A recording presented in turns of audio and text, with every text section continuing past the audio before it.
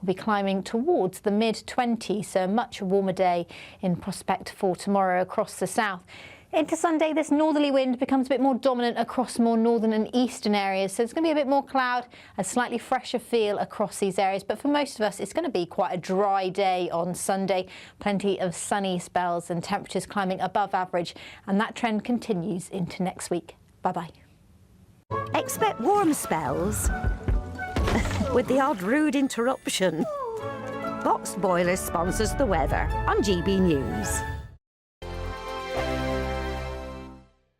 £76,543 and 21 pence in tax-free cash could be yours this summer. That's totally tax-free cash to spend on anything you like. And remember, because it's totally tax-free cash, you'll get to keep every single penny. For a chance to win, text cash to 63225. One entry costs £2.50 plus one standard network rate message. Or text bonus to 63225. 5 entries cost £5 plus one standard network rate message. Go to gbnews.com/win. Entry start at £2.50. Call 0903 686 3232. Calls cost £2.50 plus your network access charge. Or post your name and number to GB21 PO Box 8690 Derby DE1 9TT. UK only. Entrance must be 18 or over. Lines close at 4 p.m. on the 26th of June. This is a network giveaway. Entries will be pooled. Please check the closing time if listening or watching on demand. Good luck. At GB News, we love to hear from you, our loyal community. So drop us a line at gbnews.com/your say. There you can talk to each other and also to the presenters live on air. gbnews.com/your say, because GB News is your channel, Britain's news channel. From the school run to the home run, watch a new show for all of Britain. So he can say whatever he wants. A straight talking show where all voices are heard. And, you know, when are we going to stop talking about smashing the gangs and actually do it? With the stories that matter from every part of our country. There's a bit of a crash landing there for your Chancellor. Bold, fearless and standing up for you. That's me, Martin Daubney, 3 p.m. till 6 p.m, weekdays, here only on GB News. The People's Channel, Britain's news channel. Join me, Nana Okoye, for an informative, interactive news programme with a difference. It's fun. No, he didn't say that, Dave.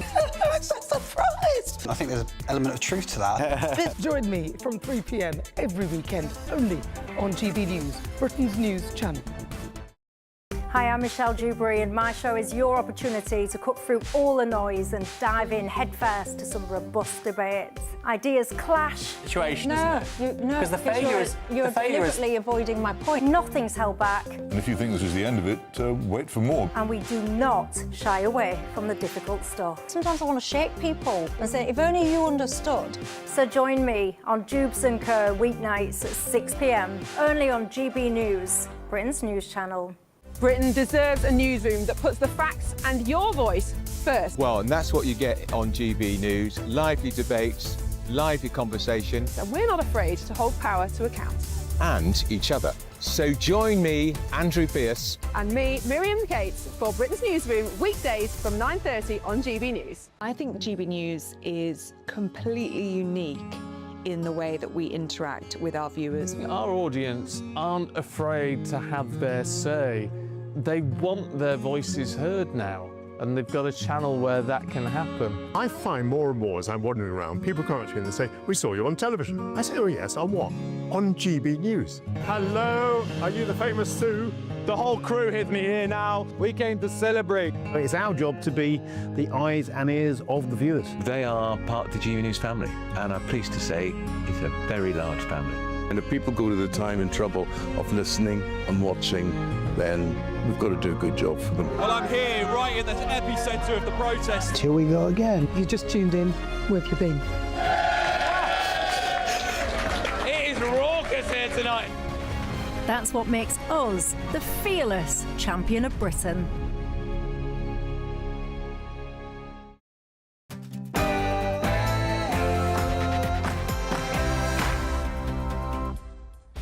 Good morning, Britain. Good evening, America. Hello, wherever you're watching around the world. We are live from London, England. This is GB News with the stories shaping Britain and America.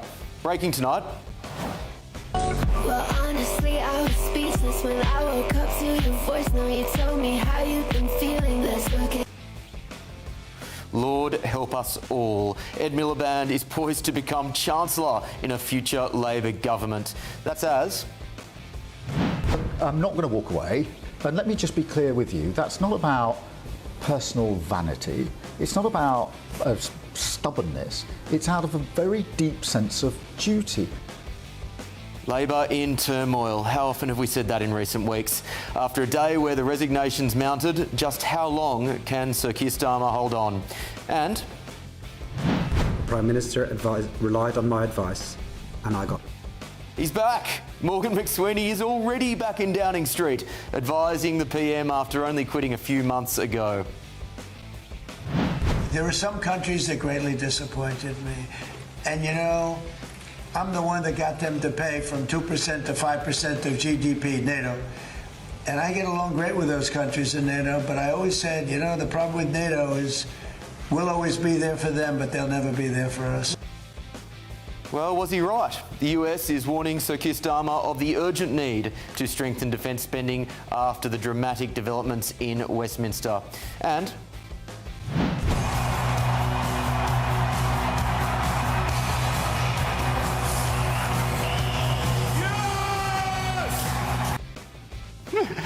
Well, maybe that's how he reacted when he saw his bank balance today, as Elon Musk has been declared the world's first trillionaire.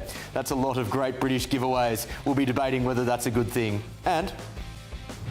to receive the honour of knighthood, Sir David Beckham, for services to sport and to charity. Of course, that was Sir David Beckham receiving his long-awaited knighthood last year. But here on GB News, we'll have the latest on who's getting their gong in 2026. I'm Will Kingston, and this is The Late Show Live.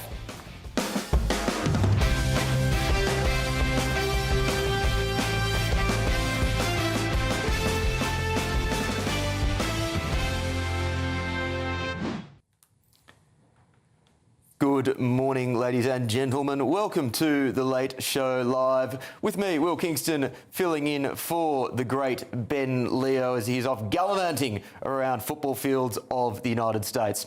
Joining me this evening on my panel in London is Claire Muldoon, journalist and broadcaster and political commentator Jonathan Liss. And in Washington, D.C., we have Assistant US Editor at The Times, David Charter, and former aide to the great Margaret Thatcher, Niall Gardner. Thank you one and all for joining me this evening. Well, breaking tonight, Ed Miliband, the man who wants to ban your heated towel rack, is pushing to be the Chancellor. That's according to the Telegraph front page today. According to Labor sources, Miliband has been actively lobbying for a future role in the Treasury. Earlier today, Prime Minister Sir Keir Starmer was forced to defend his government after the resignation of 2 ministers. I'm not going to walk away. And let me just be clear with you, that's not about personal vanity. It's not about stubbornness. It's out of a very deep sense of duty. And now speculation is rife that more ministers are set to go, with The Independent reporting Downing Street is preparing for more resignations. So, just how sustainable is this for the Prime Minister? With me now is the man who has broken this resignation story, political editor of The Independent, David Maddox. David, great to see you once again. What is the latest? What are you hearing from Westminster? Yeah, great to be on the show again. Look, it's been such a dramatic week. You know, basically, we're looking at a situation where ministers are going to try and potentially force the situation on Friday next week, and you know, try and basically get Keir Starmer to resign. And there's a kind of by resigning themselves en masse, or a lot of them resigning. And this is a repeat of a tactic that was used to get Boris Johnson out of the door, and they're literally kind of quoting it as a Boris tactic now. You know, and the idea here is to you know, get Keir Starmer to admit the game is up, but also not to fight a leadership election so that they can have a quicker result. Starmer has said today that he will fight any leadership challenge, but to your point, it would look increasingly embarrassing and ridiculous if he is fighting that challenge without the support of his cabinet.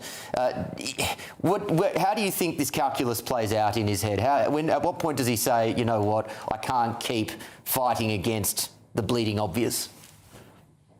I mean, he's been incredibly stubborn, and and I think, to be fair on him, he genuinely thinks he got a big mandate in the last election, an almost record majority. He thinks that's a personal mandate.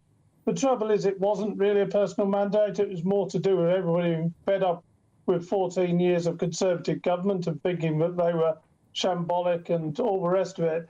And now, in less than 2 years, Labour have proven to be equally bad as the Tories in that sense, completely unstable. And, he seems to be unable to make a decision or stick to a decision. And that seems to be really the key problem, not just his unpopularity or his lack of charisma, but it's just his inability to make decisions and stick to them. And I would add a lack of conviction or any real vision. The word that is coming out of the Telegraph, of course, is that Ed Miliband is angling to become Chancellor. The scary thing is, I would say that man does have vision, but is a terrifying net zero vision for the future of the country.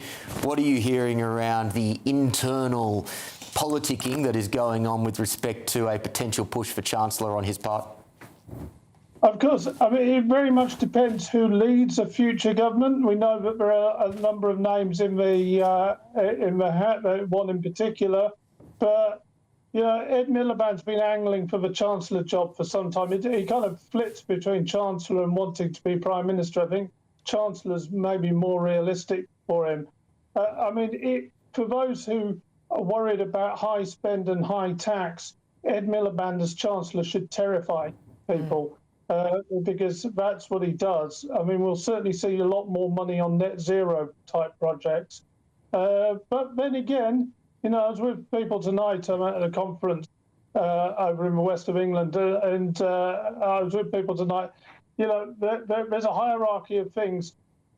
Top is people who make good decisions. Second is people who make bad decisions. And third, bottom are people who can't make decisions. So Ed Miliband is still an improvement on Rachel Reeves and Keir Starmer.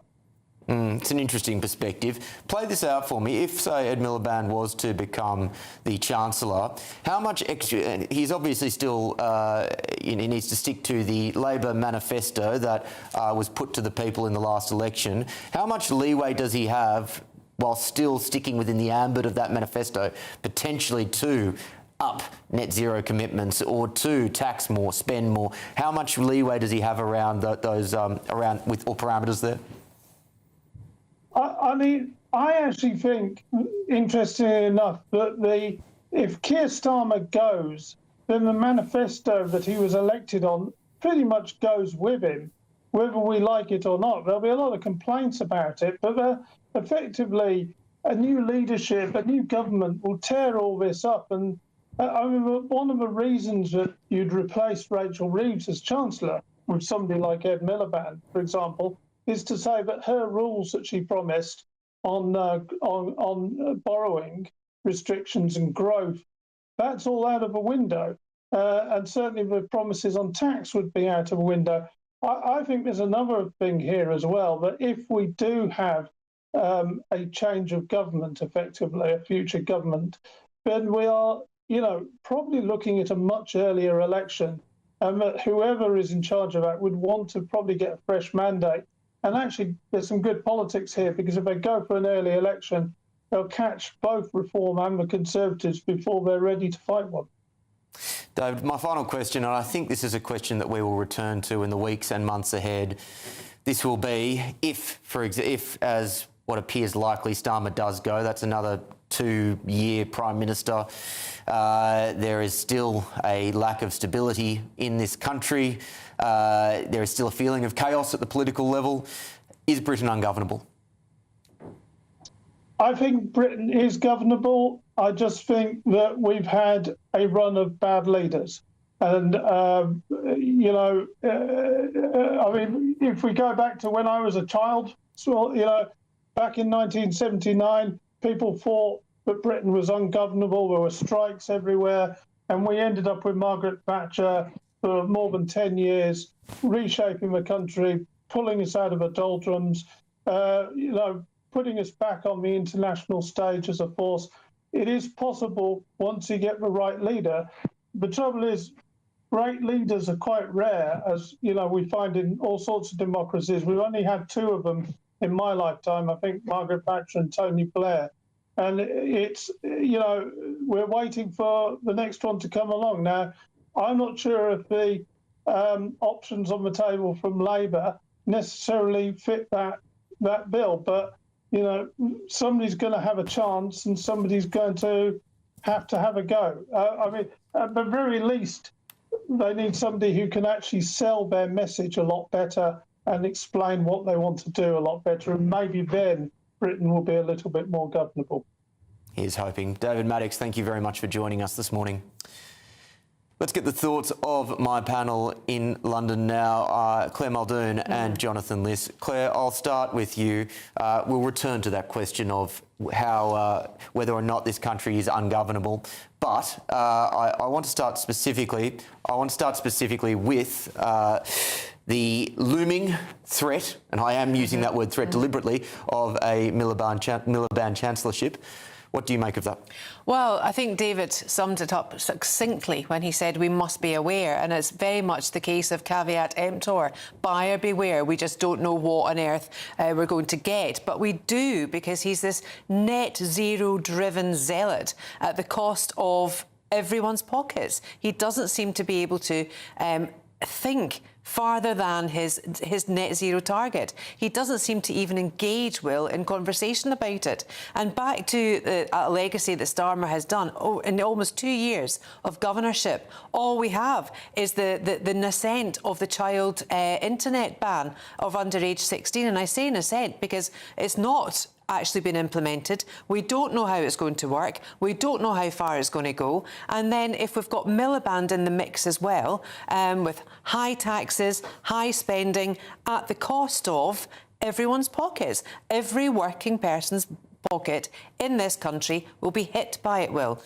Jonathan, I want to pick up on one line there that Claire raised, which is he doesn't seem to want to have a conversation about his views on net zero. And I agree with that. I think there is a dogmatic element to what he brings to politics. He's very inflexible. He has a view that this is the great moral challenge of our time and nothing is going to dissuade him of that, no matter how bad the economic situation gets in this country. Is it bad that we potentially have a future Chancellor that does show that level of dogma in his thinking? Well, I mean, politicians can't really get it right, can they? Because either they are conviction politicians and you don't like their convictions, or they're U-turners, flip-floppers, and you can't believe anything they say because they change their minds with the winds, with the editorials and right-wing newspapers, etc. So, I think you need to make up your mind about what you have a problem with him about. You can't accuse him of not having beliefs or principles. You can certainly disagree with them, but he certainly has them. I don't think he's dogmatic. I think he has those opinions and he'll argue his case for them. Again, you don't have to agree with him, but I don't really understand the point that he's... Basically, the accusation is that he's not changing his mind to go to what you believe, which most politicians don't. They believe what they believe, and they make the case for that, and people vote for them or they don't vote for them, and prime ministers appoint them to their cabinet or they don't. So, no, I'm not concerned about Ed Miliband, and I think that actually he'd be a good chancellor because he has experience. He's led a major political party. He's been a very, very good minister. I've never really heard anything bad about Ed Miliband in his capacity as a minister while delivering his ministerial duties. I've never heard criticism that he's an incompetent minister, for example, that he doesn't master his brief or anything like that. We need someone who has experience, who knows what they're doing. Obviously, it's the Prime Minister who sets the agenda. That's not going to be Miliband. He doesn't seem to listen, though, Jonathan. He doesn't seem to have the capacity to take on board what the public are saying, let alone the public. Tony Blair, in his recent essay, even came out and said, look, we really need to think about this whole net zero thing. Let's scrap it for a while and let's concentrate on getting the government and getting the economy back on track. Now, given... I believe I agree with Will in this, actually. I think he's pretty dogmatic in his in his strive, his blatant strive for net zero. I mean, we're reading the front page of the Telegraph for this morning's news in the UK. He wants to stop people getting underfloor heating. What's going to happen with people that already have it? He wants to stop gas fires. We've already had the tumble dryer debate. We've already had the pump, the pump for the boilers that are huge, totally expensive and quite impractical for people that live in flats for a start. So my point to you, Jonathan, is I don't think he listens, and I think if he's going to be a leader with such a huge capacity, with such a huge mandate as being Chancellor, my difficulty in having someone like him in is that he just won't be flexible enough. I think that there's an argument that, and I'm not saying that you're wrong, particularly on some of the points about individual aspects of the net zero agenda, and obviously you can have the ultimate goal and still debate how you get there. Yeah. But I think that when you're a chancellor, it's difficult to be a dogmatic chancellor in the same way that you could be dogmatic in certain departments where it's an issue about which you're passionate. And don't forget, Miliband was in fact climate change secretary, under Gordon Brown. He has a long history of this in this brief. When you're chancellor, you by definition have to be more flexible. Obviously, you have certain rules about borrowing, about the markets, etc. But you are going to be welcoming different kinds of arguments. I'm not concerned about what you're saying in that sense. I want to bring in the panel in DC now. Niall, great to see you. I'll start with you. That is an interesting point that Jonathan raises, that notwithstanding the fact that I would argue that this is a dangerous and dogmatic environment minister, he may be moderated in that dogma by the nature of the role as Chancellor. Do you get any comfort from that analysis? I have to say, I mean, this is an absolutely sort of insane prospect of having Ed Miliband as the Chancellor. I mean, he's bad enough on the energy portfolio, but you can imagine him with his far-left ideology in charge of Britain's finances. I think Britain would become completely bankrupt, actually, if Ed Miliband became Chancellor. And it's a demonstration of just how far left-wing, of course, Burnham is. And the entire Labour Party, frankly, this is a frightening prospect. Miliband would genuinely, I think, take Britain back into the dark ages. He would bankrupt the world's 6th largest economy. He is a fundamentalist zealot, net zero adherent. Who literally, I think, doesn't care at all about working people. And he's driven by this deep-seated far left-wing ideology, fundamentally, of course, rejected here in the United States. On net zero is viewed as complete madness by the Americans, with good reason. And I fear for the future of Britain if you have the likes of Burnham and Miliband in power. It's bad enough, of course, with Keir Starmer, who's been an absolute disaster, but things could be even worse, even more catastrophic, with Burnham and his mates like Miliband running the show, literally, destroying the country. David, Niall says that Miliband would bankrupt the country as Chancellor. Do you agree with him?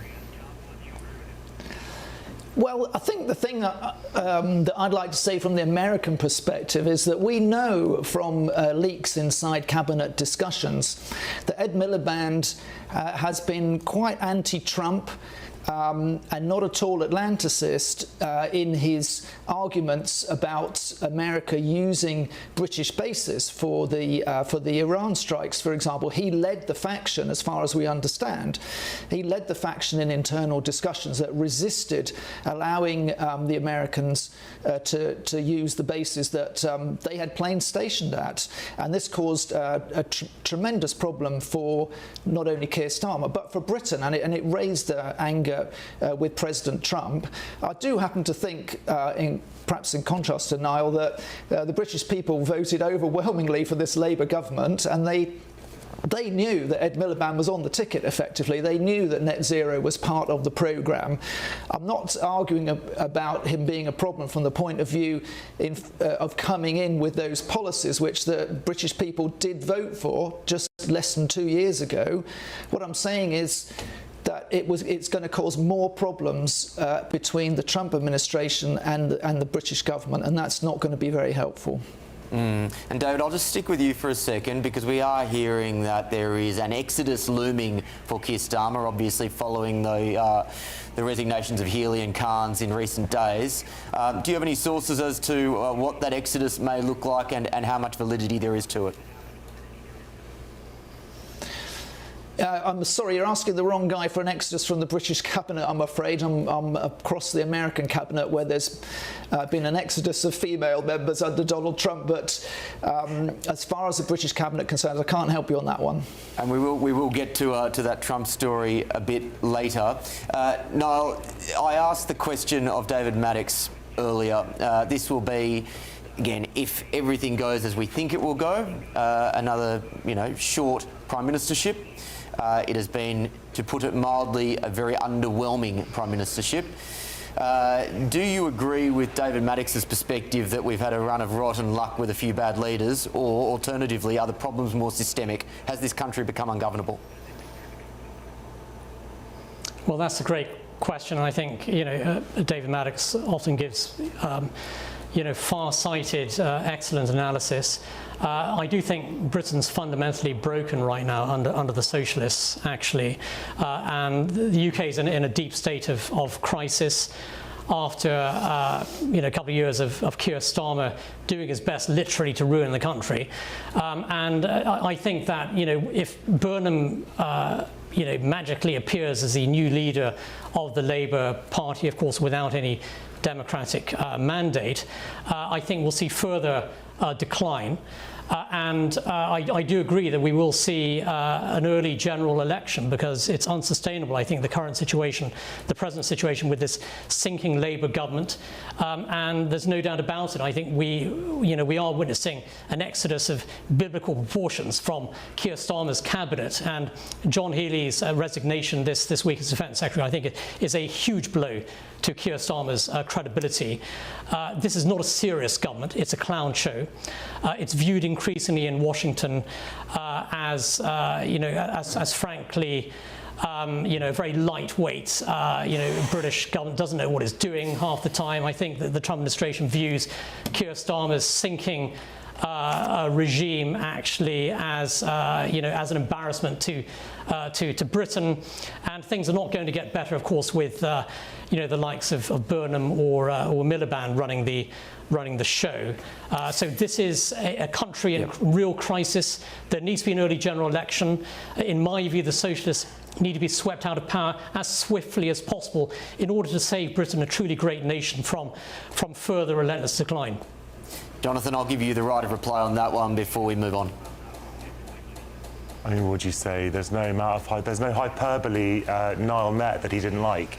Keir Starmer, he liked the word literally. I don't think Keir Starmer literally wants to ruin the country. That's not what he gets up in the morning to do. You might disagree with him, but he obviously has a different idea of what Britain's interests are from you. But he's not literally trying to destroy the country. And it's a bit rich to talk about lightweight administrations when you're surrounded by the likes of Donald Trump, Pete Hegseth, and JD Vance. Sort of men I wouldn't trust to sort of make my breakfast in the morning. So yes, it's completely obviously Labour has had its difficulties. There's not going to be an early general election unless Andy Burnham, and it would be Andy Burnham, unless he decides to have one, because the Labour Party has an extremely large majority in the Commons, and as a British constitutionalist, you would know that is all you need in order to guarantee a full parliament. So there's not going to be an election. I think that Labour certainly has had mistakes, but there is a long way to go before the British people have another say about what to do next. What is your usual breakfast in the morning, Jonathan? It really depends on the day, Will, but I wouldn't trust anything to make it, whatever it is. Hitting the big issues. Well, you can expect more of that still ahead on The Late Show Live. To receive the honour of knighthood, Sir David Beckham, for services to sport and to charity. Of course, that was Sir Bex receiving his long-awaited knighthood last year. But on GB News, we have everyone who is getting that gong in 2026. This is The Late Show Live, only on the People's Channel, GB News.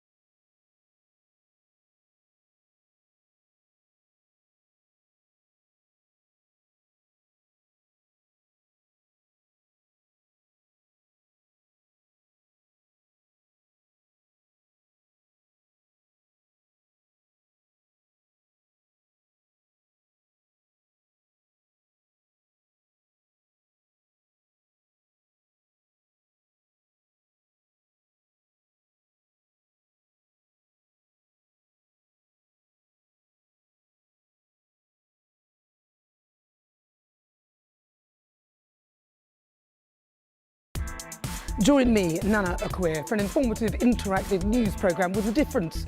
It's fun. No, he didn't say that, Dave. I'm so surprised. I think there's an element of truth to that. Join me from 3 p.m. every weekend, only on GB News, Britain's news channel. Hi, I'm Michelle Dewberry, and my show is your opportunity to cut through all the noise and dive in headfirst to some robust debates. Ideas clash. Situation, No, isn't it? Because the failure is you're deliberately avoiding my point. Nothing's held back, And if you think this is the end of it, wait for more. and we do not shy away from the difficult stuff. Sometimes I want to shake people and say, if only you understood. So join me on Jubes & Co. weeknights at 6 p.m. only on GB News, Britain's news channel. From court mornings to warm family brunches. From football to tennis in the car. In the kitchen. GB News Breakfast is there. With the stories you need and the conversations that matter. Anyway, let's talk business. Well, it has been a historic night in British politics. It's astonishing, isn't it? We're here again. To start your day just right. GB News Breakfast. Every morning from 6 a.m. Only on GB News. Britain's news channel. Some people enjoy lazy Sunday mornings, but not me. What's the truth of the matter? So that's a very live question. Would you support him if he waters down these plans? Before the spin sets in, I'll be getting to the truth. This is personal. No soft questions, no easy answers. It's one thing if the state has rules in this country. It's another thing whether the police and others actually police them. Setting the agenda and holding those in power to account. You can't really blame her if the system is set up this way. You will not want to miss it, trust me. The Camilla Tominey Show, Sundays from 9:30, only on GB News. From the school run to the home run, watch a new show for all of Britain. He can say whatever he wants. A straight-talking show where all voices are heard. And, you know, when are we going to stop talking about smashing the gangs and actually do it? With the stories that matter from every part of our country. There's a bit of a crash landing there for your Chancellor. Bold, fearless and standing up for you. That's me, Martin Daubney, 3 p.m. till 6 p.m. weekdays here only on GB News. The People's Channel, Britain's news channel. Westminster's full of talk, but out here, it's the real world. Am I allowed to talk now? No, that's it. This is where it matters, real people and real lives. That's what politics is all about. In fact, has Trump made a good start? No. Straight answers, no spin, and just a couple of pints. How many fingers have I ever got up? About 10. So join me for Lee Anderson's Real World every Friday at 7 p.m. only on GB News. The People's Channel, Britain's news channel.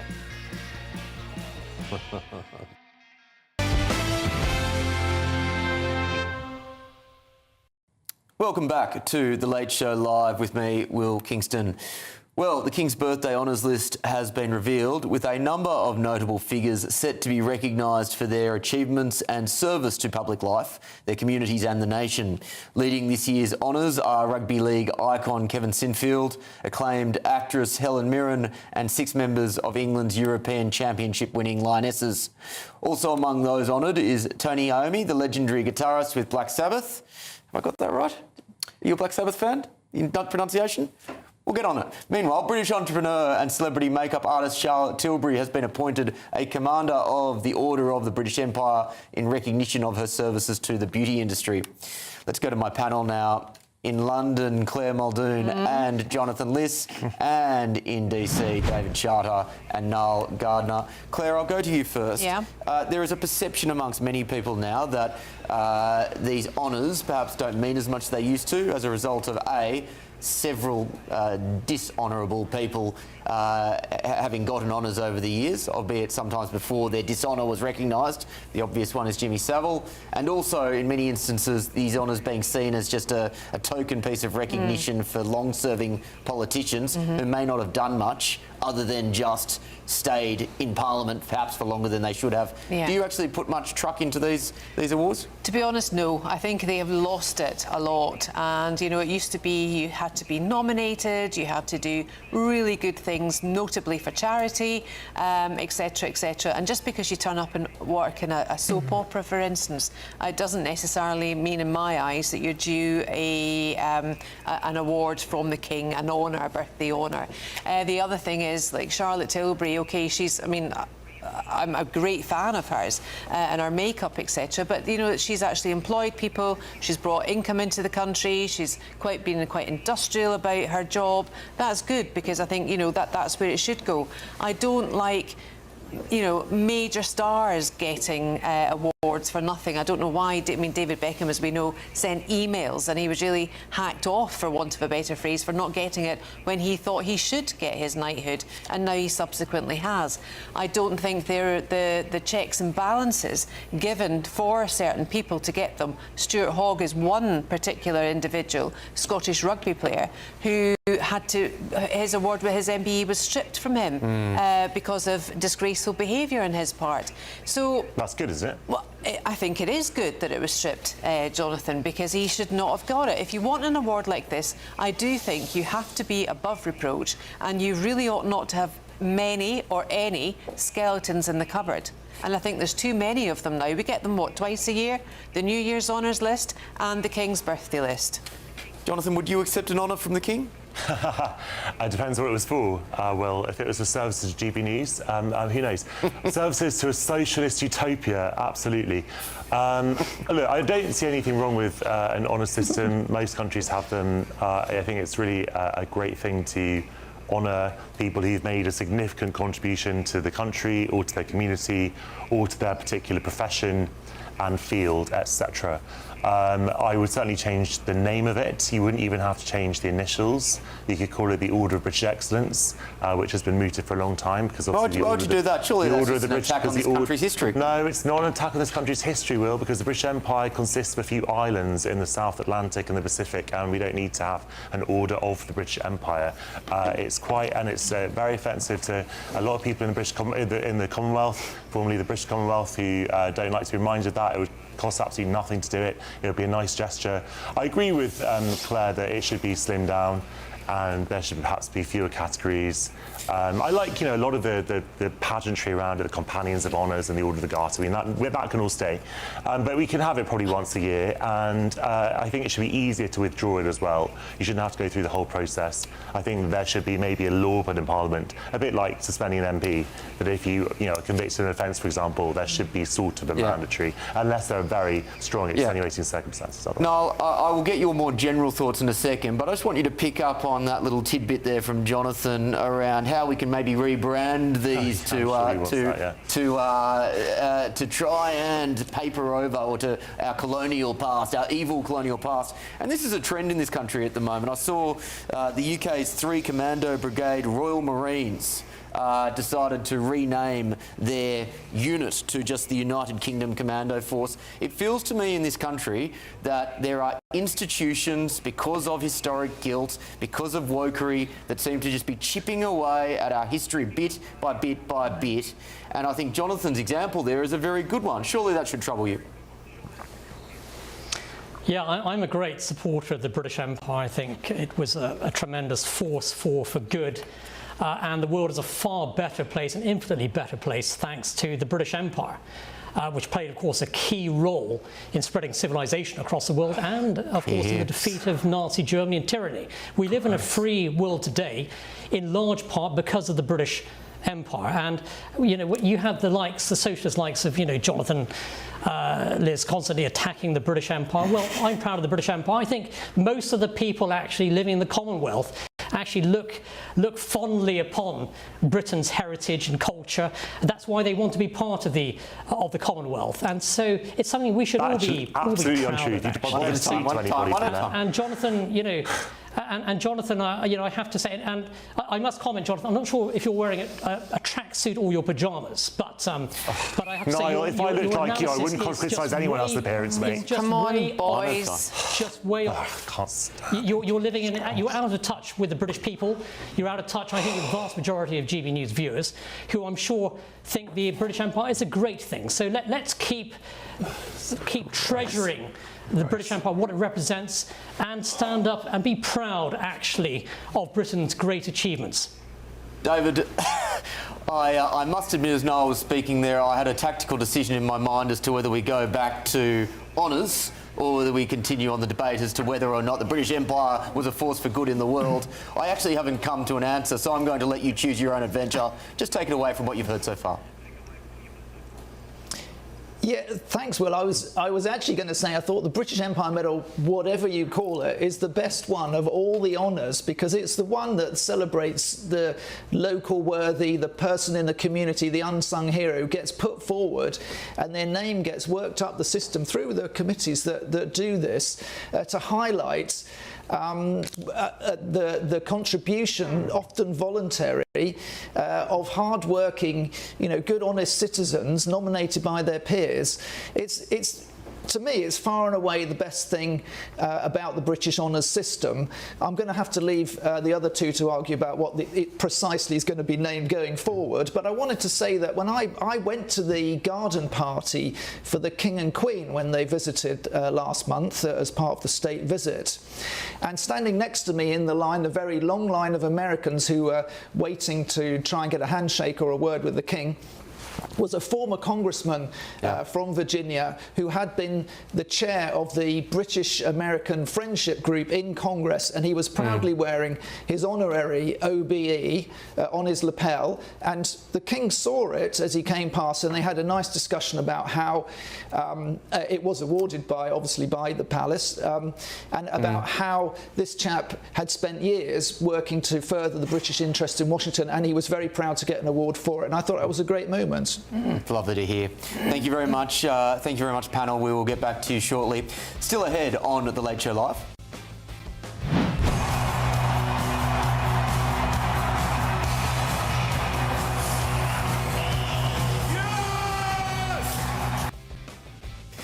You know what, I'd probably look like that as well if I had been announced as a trillionaire as Elon Musk has today. I'm getting the team to work out how many Great British giveaways are in $1 trillion. We'll be getting that to you, as well as debating whether or not trillionaires are a good thing after the break. This is The Late Show Live, only on GBNews.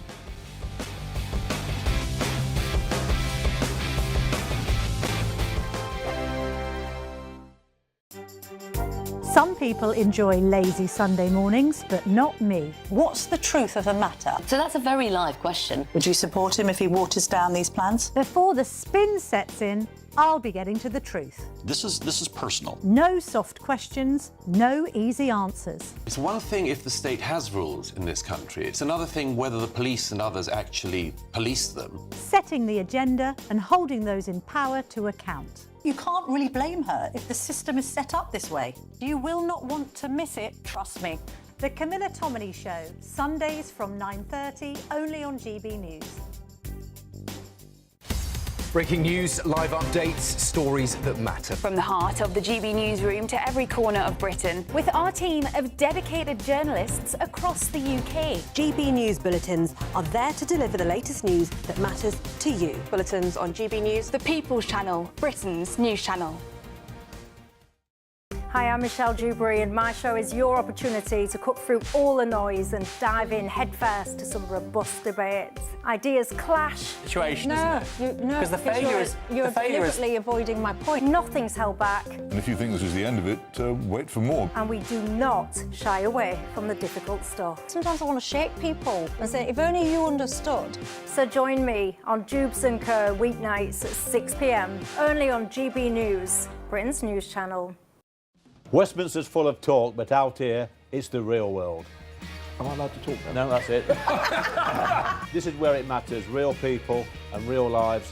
That's what politics is all about. The fact that Trump made a good start, no. Straight answers, no spin, and just a couple of pints. How many fingers have I got up? About 10. So join me for Lee Anderson's Real World every Friday at 7 p.m, only on GB News. The People's Channel, Britain's news channel. I've been in Westminster for a long time, but I know that though power may be here, its effect on people's lives is across the whole of the country. We may be where rules are made, but it's where they're implemented that matters. Join me, Jacob Rees-Mogg, for forthright and frank discussion on where Britain has come from, where it's going, and where it will end up. That's State of the Nation, Monday to Thursday, 8 to 9 o'clock. Vox Populi, Vox Dei. From the school run to the home run, watch a new show for all of Britain. So he can say whatever he wants. A straight talking show where all voices are heard. And, you know, when are we going to stop talking about smashing the gangs and actually do it? With the stories that matter from every part of our country. There's a bit of a crash landing there for your Chancellor. Bold, fearless and standing up for you. That's me, Martin Daubney, 3 p.m. till 6 p.m. weekdays here only on GB News. The People's Channel, Britain's news channel. Back to the Late Show Live with me, Will Kingston. Get in touch with us at gbnews.com/your say. I'll be going through your comments as we progress through the morning. Joan Evans has said we need to make sure that it doesn't become Britain's Got Honours. And Joan, I think that's a really good point. I think what annoys people with these types of honours was when it feels a bit more like, you know, just an award for celebrities or an award for being famous, as opposed to Claire's point of an award for actually doing good in the community and making a difference to people's lives. Well said. Let's move on now to Elon Musk, who has come into a bit of cash. He's become the world's first trillionaire after the blockbuster stock market float of SpaceX pushed his estimated wealth past $1 trillion. The 54-year-old was already worth an estimated $982 billion before the listing. SpaceX's IPO is also being billed as the biggest in history, with ambitions ranging from colonising Mars to putting AI data centres in this country in space. Here was Elon Musk speaking ahead of the opening bell on the Nasdaq Stock Exchange. I gave SpaceX less than a 10% chance of succeeding at all, to be clear. In fact, I told people this. I said, look, we're probably going to fail, but, you know, we should give it a try, because if we don't, if there's not a new company that enters space, we will never be a truly spacefaring civilization.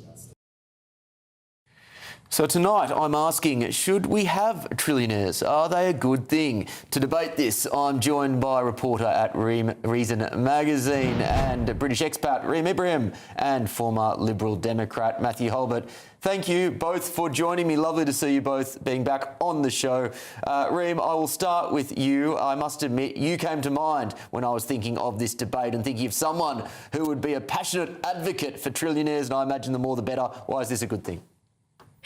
Thank you for having me on, Will, and you're absolutely right. I mean, fundamentally, I believe in economic freedom, and I believe that people that do great things and create fantastic value and are rewarded for that financially in the market are awesome, and we should not be looking at that with disdain. We should not look towards Elon Musk becoming the first trillionaire with anything but positivity. I mean, what SpaceX has achieved is probably the biggest capitalist vindication of the 21st century. This is one of the most incredible achievements, not just because of SpaceX as a company in terms of its exploration in space, the exploration that we are now receiving. We have been able to reduce the cost of creating missiles and being able to looking at that from the perspective so more significantly. And I think it's fantastic. But also crucially, Starlink. Starlink is one of the most incredible developments that we've seen using satellite technology. We know that people during the Iran war, when the Iranian government shut down telecommunications infrastructure, people in Iran were still able to tell the rest of the world what they were doing, what was happening, and the significance of that oppression. So Elon Musk is not just somebody that has created enormous amounts of wealth for himself. He has created value for the entire world. And I do think that from a moral perspective, what Elon Musk has been able to achieve is fundamentally awesome. Matthew, if I was to boil down Reem's arguments there, it is fundamentally that he deserves it. And those achievements that she listed are incredibly impressive. Why doesn't he deserve it? Hi, Will. Great to be with you this morning and good to see Reem as well. And just to say, Will, I think you described me as a former Liberal Democrat. I'm a former councillor for them. I'm still very much in the party, a very proud card-carrying member. Look, nobody earns $1 trillion. $1 trillion is not a reward for hard work or innovation. It's the byproduct of a broken economic system that sees the richest 10% of the global population owning 75% of the world's wealth, whilst the bottom 50% owns just 2%. And I'll give you a couple more statistics whilst we're at it as well. The wealthiest 1%, which obviously now includes Mr. Musk without a shadow of a doubt, controls roughly 43% of all global wealth, and that's more than the bottom 95% put together. I would call that grotesque, indefensible inequality. Why is it grotesque? Why is it grotesque? Matthew, I'll go to you on this. Why is it grotesque? Yeah. I can't believe I'm having to explain why that is. I mean, why is being a trillionaire grotesque? Well, if we're going to do rhetorical questions, I put back to you, Reem. I'd ask you why you don't seem to want a more equal society. No, one sec, Reem, one sec. I'll put that to Reem. But first, I do want to hear. I don't think that is a rhetorical question. I think it was a question directed at you. Why is it grotesque? Well, I would argue that we live in a happier world, and books have been written on this, when we're more equal. It doesn't mean that we have to have absolute equality. Of course, that's never going to be achieved. But when the gap between the richest and the poorest is narrower than having a trillionaire, Elon Musk, especially when we're talking about an individual who I would argue, I would allege, uses that wealth and uses platforms like X to stick his nose into politics around the world and to get folks on the hard right doing stuff they perhaps shouldn't be doing. So, I mean, you know, this is someone that I think is irredeemable. I will say, I think that there is nothing more sort of applicable than the quote from Margaret Thatcher. They would rather the poor were poorer so long as the rich are less rich. And I do think that there is a fundamental problem here where we talk about inequality as though it is somehow a measurement of how the poorest in society are doing. It doesn't tell us anything about how the poorest in society are doing. The amount of wealth in an economy, the amount of wealth in the world is not fixed. Wealth is created, value is created, and fundamentally the idea that Elon Musk being a trillionaire means that everybody else must be poorer is a lie. It is not true. Elon Musk becoming a trillionaire, we must also say, this does not mean that he has £1 trillion in cash. I hope we all understand that. It means that what has happened is SpaceX's IPO is skyrocketed in value, which has meant that Elon Musk is now on paper a trillionaire. He does not have $1 trillion in cash. And fundamentally, what this means is that these are unrealized gains. If we start taxing or restricting the amount of money somebody can have, Elon Musk would have never done the brilliant things he has done over the last few years. SpaceX would not exist, and we would not know what was going on in Iran during that war. These are brilliant technological advancements, and we should be celebrating the greatest development from capitalism in the 21st century. We will have to. Can I say that I very much remember that quote from Margaret Thatcher in 1990. In fact, she was saying it to a Lib Dem MP, Simon Hughes. So after his intervention, so it's still being said to Lib Dems all these decades on. And it's still true today. Guys, I'll have to wrap it up there, but that was a fascinating conversation. Thank you for joining me this morning. I want to go to the panel now, and I'll start with my panel in DC. Niall, we heard Margaret Thatcher evoked by Reem Ibrahim there. If we have Niall on the line. Yes. And we do. Yep. Wonderful. It is funny that Reem mentioned that quote, because I actually got it up independently myself, because it came to mind for me as well. What the honourable member is saying, that he would rather that the poor were poor. I won't do the accent. Okay. Rather that the poor were poorer, provided that the rich were less. The poor were poorer, provided that the rich were less rich. Pretty good. Pretty good. So long as the gap is smaller, they would rather have the poor poorer. You do not create wealth and opportunity that way. Your former boss, Margaret Thatcher, what do you make of this? Well, I think that Reem's comments earlier were spot on, and Margaret Thatcher would have admired, I think, the success of Elon Musk. Musk represents, in many respects, the American dream, and this is an illustration, I think, of the entrepreneurial spirit in the United States, which is so badly needed, I have to say, in the UK right now. It's being suppressed heavily by Keir Starmer's socialist government. Musk is he's an inspiration. He's creating wealth not just for himself, but for huge numbers of Americans, actually. And so this is a truly great thing. I think his success is a testament to the American spirit. Elon Musk is also, of course, an immigrant to the United States from South Africa. He's a demonstration, I think, that the American dream can be achieved by all who come to the United States, actually, and who share that willingness to work hard to generate wealth, which benefits everybody, actually, across society. So 3 cheers for Elon Musk. He's done a fantastic job with SpaceX, and he should be greatly applauded. Claire, do you share Niall's enthusiasm? Not necessarily for Elon Musk per se. I do think he is quite, unique. I don't think there's anything quite like him in the world at the moment. Hence the fact that him and his business, both SpaceX, IPO, and all of his other business interests, are now worth $1 trillion. I don't even know how many zeros that is. I can't even compute that far, even though it be binary. How many, Jonathan? 9. 9 zeros. I mean, my goodness me. Look, would I want that amount of money? No. Would I want to be Elon Musk? No. I don't think actually many people would. But I do think we need to take away things from what he has done. He has implemented an awful lot of innovative technology that indeed we all use on a daily basis mostly, and he's now wanting to develop Mars. He's got plans, he's got vision. That's what I take away from Elon Musk. Nothing to do with the fact he's now a trillionaire, because I wouldn't want the security that he would need 24 hours a day. Well, to be fair, he's been talking about colonising Mars for the last 20 years. We'll see if that happens in any of our lifetimes. The thing with Musk is that it's what Reem was saying a moment ago is simply not true. Billionaires don't exist without massive assistance from other people.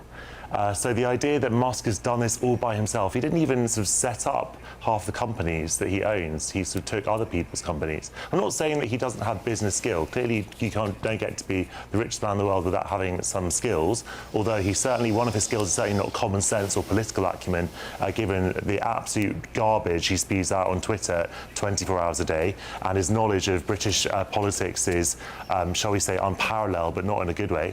But obviously, if you are going to be developing this technology, you're doing it off the backs of huge subsidies. Those subsidies come from public money, from governments. So the idea that he's done all this himself and doesn't need to pay anything back just doesn't stand up to the basic premise that Reem has established herself. Clearly, he should be paying his own fair share of taxes. I don't know how much tax he pays, but I would hope it's a lot, and I'm sure it isn't, given that one of Trump's only achievements in office is to slash taxes for the very wealthiest people in America. Well, Jonathan, we are on a unity ticket that I think green subsidies are ridiculous, and I wouldn't be giving any to Elon Musk if I had my way. More coming up in the next hour, including this. There are some countries that greatly disappointed me. And I'm the one that got them to pay from 2% to 5% of GDP, NATO. And I get along great with those countries in NATO, but I always said, the problem with NATO is we'll always be there for them, but they'll never be there for us. This is a long-standing refrain from US President Donald Trump that Europe and the UK are not paying their fair share. The US is now warning Sir Keir Starmer of the urgent need to strengthen defence spending. But where will that money come from? The country is going broke. We'll discuss that after your weather.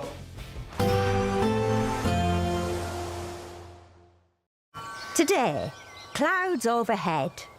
Total zen within. Boxed Solar sponsors the weather on GB News.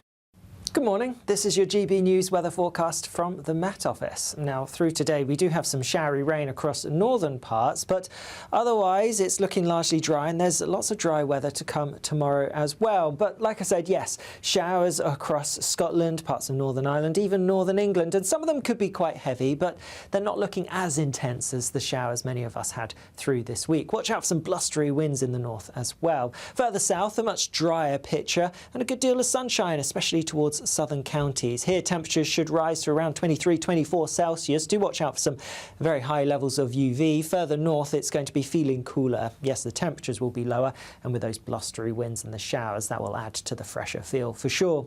The showers do continue into the evening across northern parts, but actually overnight, we're going to start to see most of them clearing away, drifting away towards the east as high pressure builds towards the south. So yes, a few showers to watch out for a little while longer, but things turning drier. Northern Ireland, for example, seeing the end of the showers by this evening, and then across much of England and Wales, apart from far northeastern parts, well, it is going to be a largely fine end to the day. Staying dry then across southern areas through the night. A lot of clear skies, but there is also going to be a swathe of cloud pushing across parts of Northern Ireland, perhaps feeding into parts of Wales as well. Where we get those clearer skies, and because the winds are dropping out compared to some recent nights, it is probably going to be a little bit fresher than some recent nights. Many places, though, holding up in double digits, particularly your towns and cities. But nonetheless, a bright start to the day for many of us tomorrow morning. Watch out for some murkiness towards the southwest parts of Wales, but any mist, low cloud should clear through the morning. And then we do have a bit of cloud, perhaps a few spots of rain across Northern Ireland, feeding into parts of central England and Wales, but otherwise lots of sunshine both towards the south and across Scotland. Much sunnier than today here, and temperatures, well, here higher than today and elsewhere similar. Bye-bye. Today, clouds overhead, total zen within. Boxed Solar sponsors the weather on GB News. From cold mornings to warm family brunches, from football to tennis in the car, in the kitchen. GB News breakfast is there with the stories you need and the conversations that matter. Anyway, let's talk business. Well, it has been a historic night in British politics. It's astonishing, isn't it? We're here again to start your day just right. GB News Breakfast. Every morning from 6 a.m. Only on GB News. Britain's news channel. Join me, Nana Akwe, for an informative, interactive news programme with a difference. It's fun. No, he didn't say that, Dave. I'm so surprised. I think there's an element of truth to that. Join me from 3 p.m. every weekend, only on GB News, Britain's news channel. At GB News, we love to hear from you, our loyal community. So drop us a line at gbnews.com/yoursay. There you can talk to each other and also to the presenters live on air. gbnews.com/yoursay, because GB News is your channel, Britain's news channel. Some people enjoy lazy Sunday mornings, but not me. What's the truth of the matter? So that's a very live question. Would you support him if he waters down these plans? Before the spin sets in, I'll be getting to the truth. This is personal. No soft questions, no easy answers. It's one thing if the state has rules in this country. It's another thing whether the police and others actually police them. Setting the agenda and holding those in power to account. You can't really blame her if the system is set up this way. You will not want to miss it, trust me. The Camilla Tominey Show, Sundays from 9:30, only on GB News. From the school run to the home run, watch a new show for all of Britain. So he can say whatever he wants. A straight talking show where all voices are heard. And, when are we going to stop talking about smashing the gangs and actually do it? With the stories that matter from every part of our country. There's a bit of a crash landing there for your Chancellor. Bold, fearless and standing up for you. That's me, Martin Daubney, 3 p.m. till 6 p.m. weekdays, here only on GB News. The People's Channel, Britain's news channel. Westminster's full of talk, but out here, it's the real world. Am I allowed to talk now? No, that's it. This is where it matters, real people and real lives. That's what politics is all about. The fact that Trump made a good start, no. Straight answers, no spin, and just a couple of pints. How many fingers have I got up? About 10. So join me for Lee Anderson's Real World every Friday at 7 p.m. only on GB News. The People's Channel, Britain's news channel.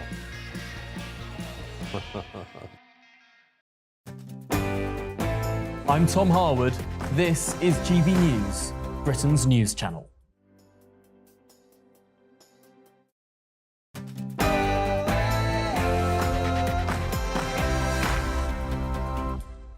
Good morning, Britain. Good evening, America. Hello, wherever you're watching from around the world. We are live from London, England. This is GB News with the stories shaping Britain and America. Coming up this evening. I'm not going to walk away. And let me just be clear with you, that's not about personal vanity. It's not about stubbornness. It's out of a very deep sense of duty. You sure about that, Prime Minister? After a day where the resignations mounted, just how long can Sir Keir Starmer hold on? And there are some countries that greatly disappointed me. And you know, I'm the one that got them to pay from 2% to 5% of GDP, NATO. And I get along great with those countries in NATO, but I always said, you know, the problem with NATO is we'll always be there for them, but they'll never be there for us. the president is displeased. Was he right all along? The US is warning Sir Keir Starmer of the urgent need for defence spending after the dramatic developments in Westminster. And the Strait will officially open as soon as we sign, which could be soon, very soon. well, I feel like we've heard this before, but a senior US official has said Washington expects to sign an initial deal within the next week. Could we finally be seeing an end to the Iran war? And to receive the honour of knighthood, Sir David Beckham, for services to sport and to charity. yes, of course, that was Sir David Beckham receiving his long-awaited knighthood last year. But on here on GB News, we will be going through the latest on who is getting their gong in 2026. And the first question you wanted answered when you became president? Where are the aliens? the truth is out there. It's an issue that has spawned 1,000 conspiracy theories, but I'll be talking to the author of a new book who claims to have lifted the lid on that age-old question. Are there aliens out there? I'm Will Kingston, and this is The Late Show Live.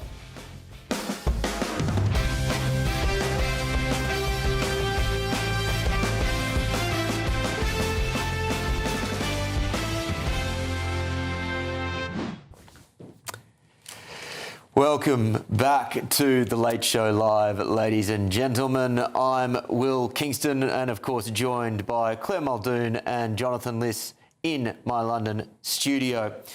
Claire, I'll start with you. Your reflections on that conversation that we ended the last hour with. Are you? So many conversations in the last hour. So many. It included so much. I think it was about Musk, wasn't it? Everything. Well, I must admit, I was a bit thrown by the question of whether or not we are alone in the universe. It started getting me thinking about deep existential questions. But you're right. Not even alone in the studio, Will.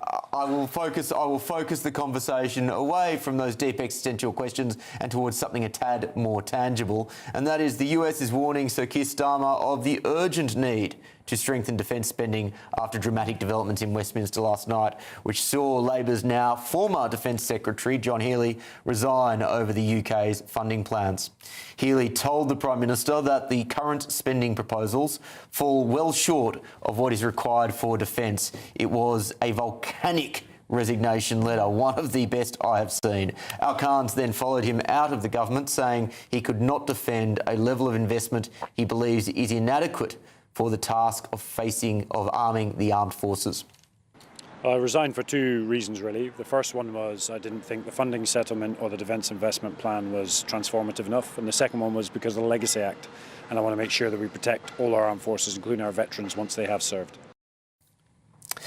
Now, the US President's Under-Secretary of War, Elbridge Colby, has said, quote, "There is again a great need for more British military strength in this critical time. We urge the UK to meet that need with urgency, scale and determination." Meanwhile, Sir Keir Starmer says defence spending will be the #1 priority at every spending review. I'm losing track of the amount of #1 priorities that Sir Keir Starmer has listed over his 2 years as Prime Minister. Never forget that go for growth mantra that we haven't heard as much of lately. Let's get the thoughts of my panel. In London, Jonathan Liss and Claire Muldoon. And in DC, we have David Charter and Margaret Thatcher. Well, you heard it here. You heard it here first. My God. Goodness me, the aliens have arrived. That book that Trump's opened. They brought her. They brought her up. Well, there are special guest ladies and My goodness me, from the grave, live from the grave. Also, if anyone's going to be Margaret Thatcher around here, it should be me and my impression. Oh, if you've got any family members who are asleep right now, wake them up. Have I got a surprise for you in the studio? He wishes. Oh, in DC, of course, the former aide to Margaret Thatcher, Noel Gardner. Oh, dearie, clip it up, team. Right, I'll start with you, It's up. David. Margaret, I'll leave you for now. David, we didn't get to you in the last segment. The US is... I'll compose myself. The US is of course pushing the UK for increased defence spending. At the same time, as I think Niall said, this country is well on its way to going broke. And from what I've heard from unnamed sources within the Treasury, they are effectively framing this as, if you want to increase defence spending, then effectively what you're asking for is decreasing spending on schools and hospitals, which I thought was the most false of false dichotomies. What are you hearing in the US? That is a false dichotomy, Will.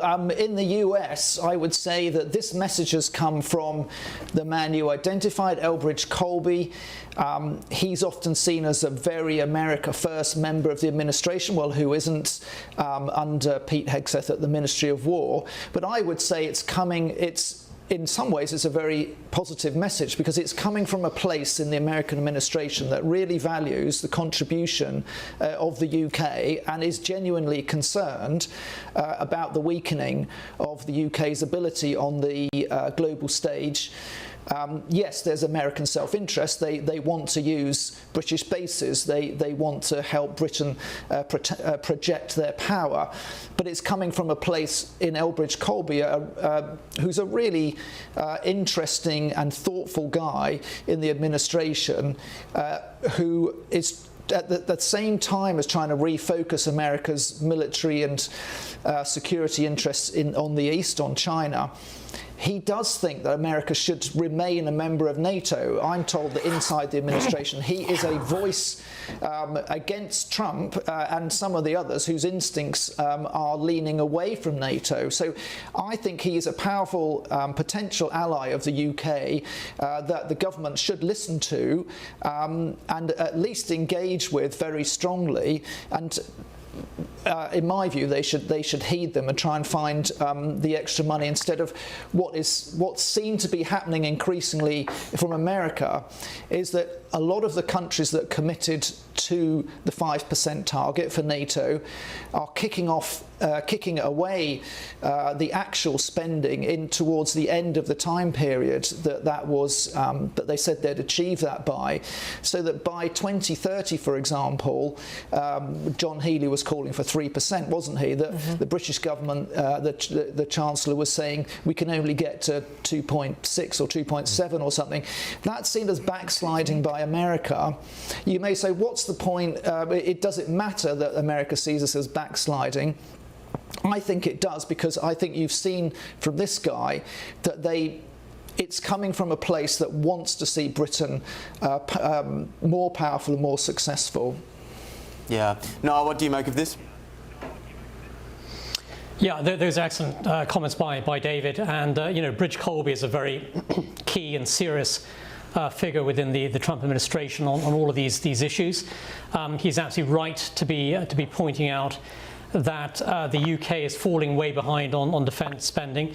I think it's an absolute disgrace that the Labour government cannot even bring itself to commit to spending 3% of GDP on defence when all NATO allies have agreed to the 5% minimum. The UK should be spending, in my view, 7 or 8% of GDP on defence to rebuild military capacity, and with good reason. John Healey resigned from the Labour government, and the reality is that we have an unserious British government led by Keir Starmer that's not committed to the defence of Britain, that's not committed to the NATO alliance in terms of its overall approach to defence spending. I was in a meeting actually earlier this week with senior Polish Foreign Office officials who were talking about Poland's current level of spending, 4.8% of GDP, and how they actually plan to increase that even further. And this is Poland, who are building, of course, the biggest, NATO sort of land force in Europe today. And I think that the UK is falling way behind. And just 85 years ago, Great Britain was the world's dominant military power. Let's not forget that. We need to rebuild that military greatness, and we need to have serious leadership in Downing Street, because Keir Starmer is a cowardly appeaser, I think, of Britain's enemies. He's not committed to strengthening the UK at all. Let's see huge cuts in welfare spending. Let's see illegal migrants deported from the United Kingdom. Let's see money put into defence and rebuilding British military power. Claire, I want to pick up on that final point that was made there, because I heard from unnamed Treasury sources, I think it was yesterday when the Healey resignation came out, where they said words to the effect of, let's be clear what John is asking for. Really what he's saying is if he wants to increase defence spending, he wants to decrease money for schools and hospitals, which I think was such a revealing and troubling insight into the way this government thinks that they're the only two areas that somehow are on the table potentially for spending cuts, as opposed to some of the areas that Noel listed. That is a concern. Of course it's a concern. Our defence of our country is at stake here, and I think we all know that. We are completely defenceless, I'd say, actually. But given what's happened in Belfast and given what's happened with immigration generally, I think that the security of our country as well should be under the defence budget. I think John Healey and Al Carn's departure from the government speaks volumes to the process in which Starmer governs. He is the First Lord Treasurer of his government. He has got the ability to stand up to Rachel Reeves, who holds the purse, to say to her, we need more money. Now, we spend 5 times more in welfare in this country than we do on defence. We know our soldiers are coming off their duties with boots that they have to buy themselves, with weapons that are not fit for purpose. HMS Dragon was sent out and had to come back to shore to be fixed before it could then be sent on to the Gulf of Oman, etc., etc. We are now a laughing stock. We need to build our defences, we need to build our borders, and we need to make Britain not only great again, but safe again. And we've got I think John Healey as well thought, I don't want to turn up to Turkey for the 7th to the 8th of July for the NATO summit. I don't want to have to sit there amongst other people like Poland, like America, who are given the most, and we'll be there with no plan. Our defence investment plan fell far short. Our defence investment plan was supposed to have been told, months ago, and wasn't until now. Why? I just don't think they care. I don't think they've got the grasp on the purse of what they should be doing. They should be defending our country. They should be making our fuel, our domestic energy secure. They're just not doing anything. Claire, you talk about cutting the welfare bill, so does that... I didn't say that, Jonathan. I inferred that was one of the things that you were talking about, how the government could find more money. So presumably you support... No, I made the fact that welfare is 5 times more of the is spent on welfare than it is on defence. I mean, maybe it's slightly off topic, but I mean, for example, would you support scrapping the triple lock on pensions, for example? No, we've discussed this ad nauseum before. I wouldn't, and I don't think pensions should be under the welfare bill because it's not a benefit. Pensions are the largest source of welfare in this country, and when you cite that 5 times, you are including pensions in that. So obviously the government has levers it could pull but chooses not to. I think that we get lost often in numbers, talking about whether it should be 3% or 3.5 or whatever, and the reason that John Healey resigned was he talked about it was 2.68% by 2030, and that's what he objected to. But most people would agree that it's not about the percentage or the amount that you spend, it's about how you spend it. It's about being smart and strategic. Just throwing money at something, just throwing money at something isn't going to win you anything. It's about how you spend the money that you have, how you allocate those resources. And unlike the Defence Secretary and the MOD, obviously, would like to have, whatever Niall thinks they should have 7 or 8%. I'm sure there are people in the MOD who want to go back to the red in the cheeks, Royal Britannia waving Britain that Niall longs for. But actually, those days are behind us, and Britain has to face its present and its future as a middle-ranking power, where it can add value, but it's not going to be able to wage wars on its own. That's not the world we live in. Obviously, you know, there are ways we can pool capacity and resources with our closest neighbours. That was something that we were doing in the Jonathan, EU. I don't think it's an imperial ambition that drives an increase in defence spending. It is the fact that the country needs to be safe. Imperialism. I'm saying there are some people who are motivated by that. What I'm saying is that there are different defence needs from a few years ago even, let alone a generation ago. So we have to just throwing money into things like Trident when the threats that we face are not the traditional conventional nuclear wars that we were worrying about in the 70s and 80s. That is the kind of thing we need to be talking about how we face new cyber threats, because obviously our infrastructure is so, you know, at the mercy of cyber attack and that kind of thing. That is where we need to be focusing our defence. And obviously there are all kinds of non-conventional war that we are seeing on the battlefields right now in Ukraine and other places. I do think it's interesting that the conversation here very quickly turns to spending efficiency, when I haven't heard the spending efficiency arguments much when it comes to schools and hospitals, where it's just give us more money, give us more money. But perhaps that's something just to contemplate as we now go to foreign correspondent Sarah Firth. Sarah, lovely to see you once again. What are you hearing from within the US government on the reticence of the United Kingdom to increase defence spending to a level that they think would be adequate? Well, look, this has been really central to President Trump's relationship when it comes to not just the UK and Britain, but the wider European allies within NATO, that they need to step up, they need to take charge of their own defence. And as a result, you have seen the pledges from the likes of the UK to increase defence spending. Now, I actually agree with your guest there about, he said something about, you know, it's not just about sort of percentages, it's how money's spent. I do think it's worth going over some of the key figures for viewers, because this is the resignation of the Defence Secretary, John Healey, right? It's the Armed Forces Minister, Al Quds. If you go right now into the military forums here in the US and in the UK, it's pretty eye-opening. People saying, look, this is exactly what we feared. There was one funny one from the UK, a member of the Royal Navy, saying, well, at least he gave us a pay rise before he left. Good lad.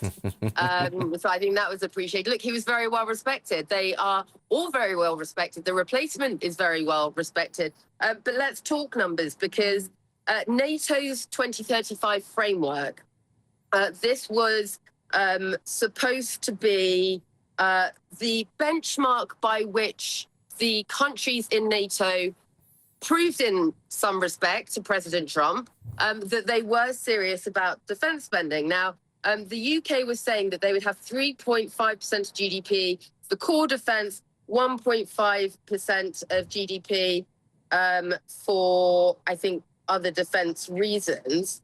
And then what happened with Healey, he wanted for 2030 at least 3% spending. Instead, what he was shown was a prediction that next year it would be 2-point-something%. I'd have to check the exact amount. But then by 2030, guys, 2.68%. Now, when you look at the actual numbers, it's huge numbers. But when you look at what defence spending costs, that is very, very far from the benchmark that John Healey wanted. And his warnings were very stark, that these are dangerous times and that the UK military is just not up to scratch. The commitment there, the unwillingness, he said, from the Treasury to stump up the cash to make cuts in other areas. But one final point I want to make, guys, because I say this time and again, my father, former Royal Air Force fighter pilot, I spent my whole life growing up in a military family, many serving members.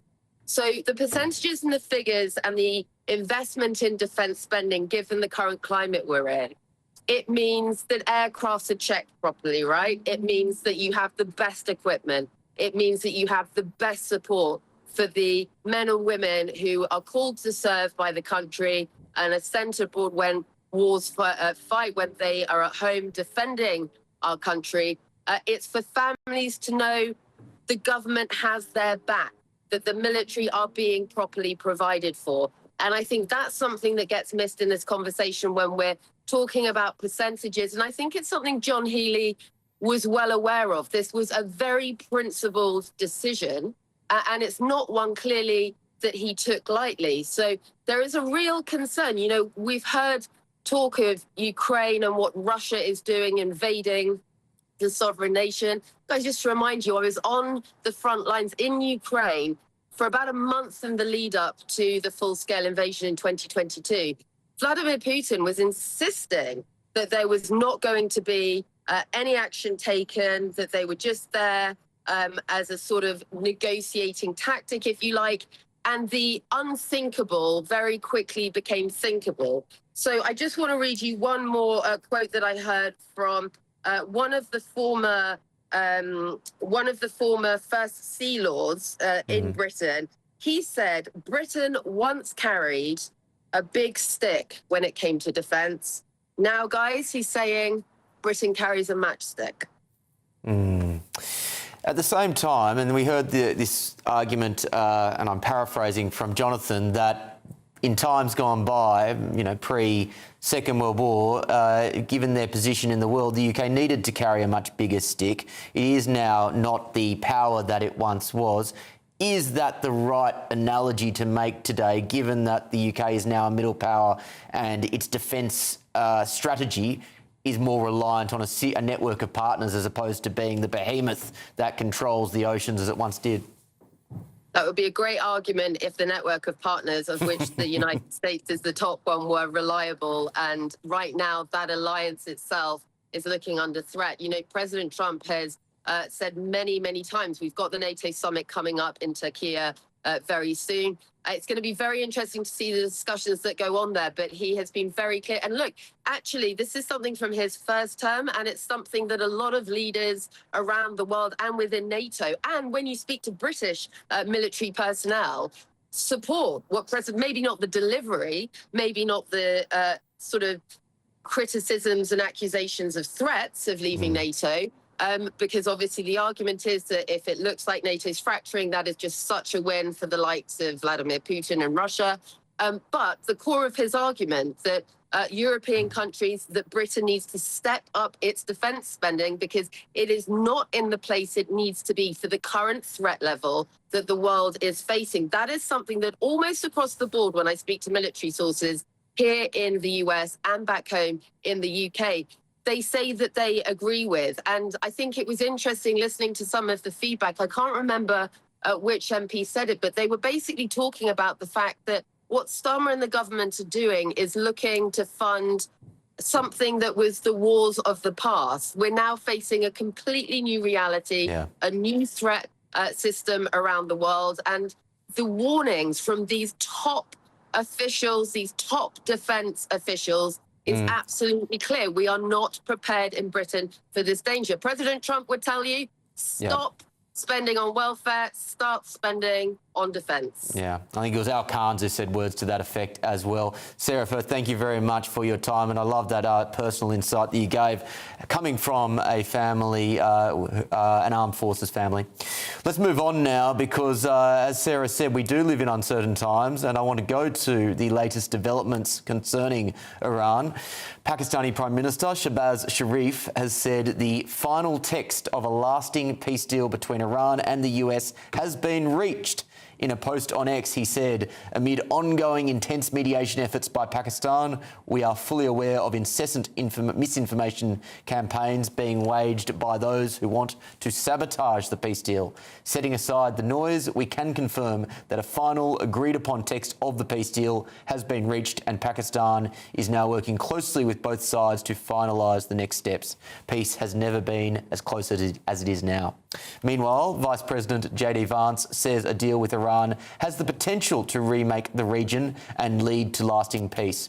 So is this the crucial breakthrough, or have we been here before? For the latest details, I'm joined by Editor-in-Chief at the Foreign Desk, Lisa Daftari. Lisa, great to see you once again. Well, my producer has made it very easy for me. Is this the crucial breakthrough, or have we been here all before? It's like deja vu day in and day out, right? So we woke up this morning believing that there was 14 points that the Iran regime put out, that this was the final bullet points of the deal. And shortly thereafter, we found out that this was fake news. So when the Pakistanis talk about misinformation campaigns, guess who is launching these misinformation campaigns? It is in fact the Iran regime. They are masterful at narrative warfare, and they are yet again controlling the narrative. We cannot want this more than them. We cannot want this, or Pakistan can't want it more than them. Qatar can't want it more than them.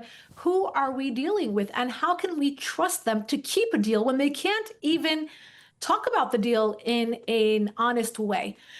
This is really, unfortunately, more of the same. We know what the bottom line is for Donald Trump. He said it again today on Truth Social. He came out and said these are lies, that what we want from them is to give up their uranium, to stop their proxies, to stop their nuclear weapons program, to open up the Strait of Hormuz. So there is a lot of requirements that we do not believe that the Iran regime will actually agree to. And we also know Donald Trump won't agree to a bad deal.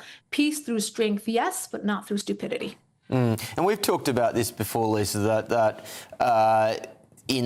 since the fall of the Shah in the 48 years since, Iran hasn't stuck to a single deal or agreement that they've ever signed. So one has to wonder what gives the US government the confidence now that they would stick to this deal. I wonder, do you have any insight into what potential safeguards could be put in place that could actually try and compel Iran to stick to a deal if indeed one is reached? Right, so that's a great question. And what makes us different than 2015, the JCPOA nuclear deal that Donald Trump was so adamant about pulling out of, right? He called it, I think, not worth the piece of paper that it was written on. So what would compel him, to your point, to get into another deal that would be just as horrible as that one? And again, why would the Iran regime keep to that deal? So the only way that we can actually keep their feet to the fire would be to not give up the concessions up front, meaning no sanctions relief, none of the billions of dollars that they're talking about until we see the Strait of Hormuz open for a certain amount of time. If they close it off again, we starve them and we start sanctioning them again, let them drop their oil into the sea again. They can't sell their oil, they can't collect money in the banks, et cetera, et cetera. We are, giving them that benefit of the doubt, which they don't deserve, again. My point is this. The very existence of this regime is to keep the uranium, is to have a nuclear weapon, is to have the centrifuges spinning. So why would they even agree to it to start the deal? And that is the question that we have here tonight. I don't think that we're going to get them to come to the negotiation table. Look what it took so far. It took war. It took more hits just 2 nights ago to get them to the table. Now, with all this, again, narrative warfare, they're not honest. The only thing they've been consistent about in the last 47 years is actually being duplicitous and trying to run circles around us. And guess what? The best weapon they have ever had is the negotiation table. That is the best way that they can get ahead. And they think that they're doing that right now. One thing that I want to add is I do believe that Donald Trump understands this adversary, but at the very same time, what he is doing is textbook foreign policy. We understand strategy of ambiguity. We understand strategy of patience. But to the mullahs, time, patience, ambiguity equals victory. We're giving them the time and space to run circles around us, to run their narrative warfare, to continue hiding their uranium. We have to be very careful. We have to understand, and we have to be on par with their strategy, not just our own. Yeah, you've been consistently hawkish in the conversations we've had, Lisa, and I couldn't agree more. The job needs to be finished. No half measures. Thank you very much for chatting to me. Claire, I'll go to you in London first. I asked the question, even if a deal is reached, surely we can't be confident that the Iranians will stick to this deal. How do you feel about where we sit today with apparently some sort of deal imminent? Well, it's very difficult to sit here and, prevaricate about what will happen when we've seen so often in the past weeks since Israel and America invaded Iran about what's happened. Obviously, I really do hope there's some peace going to happen really, really soon. But I just don't know on either side if they can actually be trusted. I know at least Trump comes out and he says what he wants to do when he wants to do it. And he's very open about that. And it's really refreshing to see a leader who is. But I'm with Lisa on this. We just can't trust Iran, the state of Iran, the mullahs, who's there. Remember, the 2 point point of invading Iran was to overthrow the theocracy, to stop the nuclear arms, etc., etc. Now, Iran have got a build-up of oil they can't cope with. They don't know where to store it. That doesn't seem to be affecting them. They had everyone at the beginning of the war in a cuckold of finance, and you know we are paying the price for that now. The whole landscape of war has changed. They're still bombing Lebanon. Well, Israel are. So admitting the whole thing's been a failure? Well, none of the objectives have been achieved. Not true, Jonathan, because they have overthrown the first layer of the theocracy. Replace it with something even worse. Well, I would add, can I just clarify? The objective wasn't to overthrow the theocracy. Well, Trump kept on changing his mind about that. Remember, the terms that we used were to create the conditions for which the Iranian people could seize control of their own destiny. That was one version. Don't forget, Will, he changed his mind 10 times. In any case, what I would argue, Jonathan, is that again, I think everyone can point out that there has been real problems with the way that this war has been waged. I think you are right. I think that there has been ambiguity around the objectives, whether that is strategic ambiguity or not. That is something which can be debated. But what I would say is that this is a war that needed to be fought at some stage. No, it didn't. Why not? Well, I literally don't understand how you can look at what's happened in the last 3 months and say, why didn't we need to have this? Because it's been a total catastrophe. And no, it's not the execution, Will. There was no way that Iran would not act in the way it did. And every single expert said Iran would do this. And Donald Trump, literally, one thing I agree with Claire about is he does say the quiet part out loud all the time. He said, we didn't know they were going to close the straits. OK, well, every single expert warned you they would do that. We didn't know they were going to attack their neighbours. Well, every single expert warned you they were going to do that as well. And lo and behold, they did that. And now the US has seen its influence and power plummet in the region. It's expended vast resources of its military hardware for no benefits whatsoever. It's actually hardened and radicalised a regime, which used to have a fatwa, by the way, against nuclear weapons. Now you've got the supreme leader who might have something to be a little bit aggrieved about, given that his wife and father were killed by the Americans on day one of the war. They obviously thought it was going to be a decapitation strategy, Venezuela style, had no knowledge or curiosity even about what might happen. And now Iran has actually won it because they closed the waterway that was open before the war started. It's been a complete disaster from start to finish. And by the way, they invaded in June to stop and say they obliterated the nuclear capacity then. So why was there a need to invade it now? There was no need whatsoever. Niall, I'll go to you in Washington, D.C. Right of reply to Jonathan's comments. Jonathan is speaking complete nonsense on this issue. This claim that Iran has somehow won the war when they lost, 70% of their leaders, the vast majority of their ballistic missiles have been destroyed, their nuclear program has been set back by several years. Great nations have to take action at key moments in history against evil dictatorships like the Iranian regime. Otherwise, we would have not have done anything about Adolf Hitler, for example. So American leadership is absolutely vital.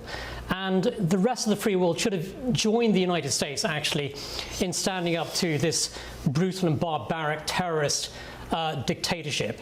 And so, we should be applauding what the United States has done here. But instead, of course, most of the West has just stood on the sidelines, preferring a policy of appeasement. And if Iran ever acquired a nuclear weapon, it could use it easily against any capital in Europe. And that's a fact, actually. And so this is why the United States has been acting, while the rest of the free world does nothing at all. And we should admire the courage, resolve and determination. Actually, the United States the American people, the American military, to take action against a really monstrously evil regime. This is a battle between good and evil here, and we should all be standing on the side of good against evil and tyranny. At the end of the day, this is what it's about, actually. It's the defense of the free world, the security of the free world, and standing up to monstrously evil barbarians, frankly. I agree with that. David, what are you hearing around the mechanics of a deal and any further insight you may have on the ground? Yeah, the Trump administration thinks it is in the end game. They were preparing for J.D. Vance possibly to fly to Europe to sign something this weekend. That's not going to happen, I don't think. I think Trump was slightly trying to force the issue. Again, he does try and talk things into reality that aren't quite ready yet or aren't quite there. Sometimes it works, quite often it doesn't, and he's done it several times, well, more than several, with the Iran conflict. That said, they are a lot closer, and the intermediaries and the sources in the region who have some input into this deal, they all say that it's the closest they have yet been to signing on the dotted line. I do think what that means will be a rather thin document that doesn't have an awful lot of detail, but it does enable both sides to make this next step and then sell it to their domestic audiences as a win, because there isn't that much in it. It'll be, a lot of it will be open to interpretation, so we will have then another period of discussions afterwards. And again, Trump has been the master at selling this to the American public, to the markets, every couple of days. He's given some indication of momentum. This time there is momentum, but what we end up with from this, the memorandum of understanding, may not be that detailed. I also think it's worth mentioning, though, that the Iranian diaspora at the time of the invasion were so welcoming to the fact that this might change the regime. So they wanted it, and we still have people being hung by cranes in Iran at the moment, and the subjugation not only of women but of children as well. It's an evil, evil regime. No one's denying that, Clive. It doesn't mean you have to. There are lots of evil regimes in the world. It doesn't mean you declare war on them or bomb them. That is, I've been in principle of this war since the outset, but a thin memorandum of understanding as the outcome of it was not something that I had in mind or indeed wanted. I think if you're going to do the job, of it even will. Yeah, do the job, do it properly. Anyway, we'll see how this plays out in the days and weeks ahead. We'll be covering this on The Late Show Live. Let's take a quick look at some of the other main news in America. This is, again, yet more gun-related tragedy. A shooting in Texas has left at least one person dead and 9 hospitalised, with the incident ending in a standoff between police and the gunman. Mayor Lori Blong confirmed the active shooter situation has ended and the shooter is confirmed deceased. President Trump has nominated Jay Clayton to be the next US leading intelligence official, the country's most senior spy chief. Clayton is currently serving as US attorney for the Southern District of New York. American singer Ariana Grande has asked the White House to stop using her music after one of her hits appeared in a social media video promoting the Trump administration's immigration policies. Grande commented on the post, "Please do not use my music in relation to this barbaric, inhumane, heinous nonsense." Well, that's relatively clear. Yes. Well, we will move on. An issue that has spawned 1,000 conspiracies, of course. Are we alone in the universe? I'll be talking to the author of a new book who claims to have lifted the lid on that age-old question, are there aliens out there? That's coming up next. Don't go anywhere. You're watching The Late Show Live on the People's Channel, GB News.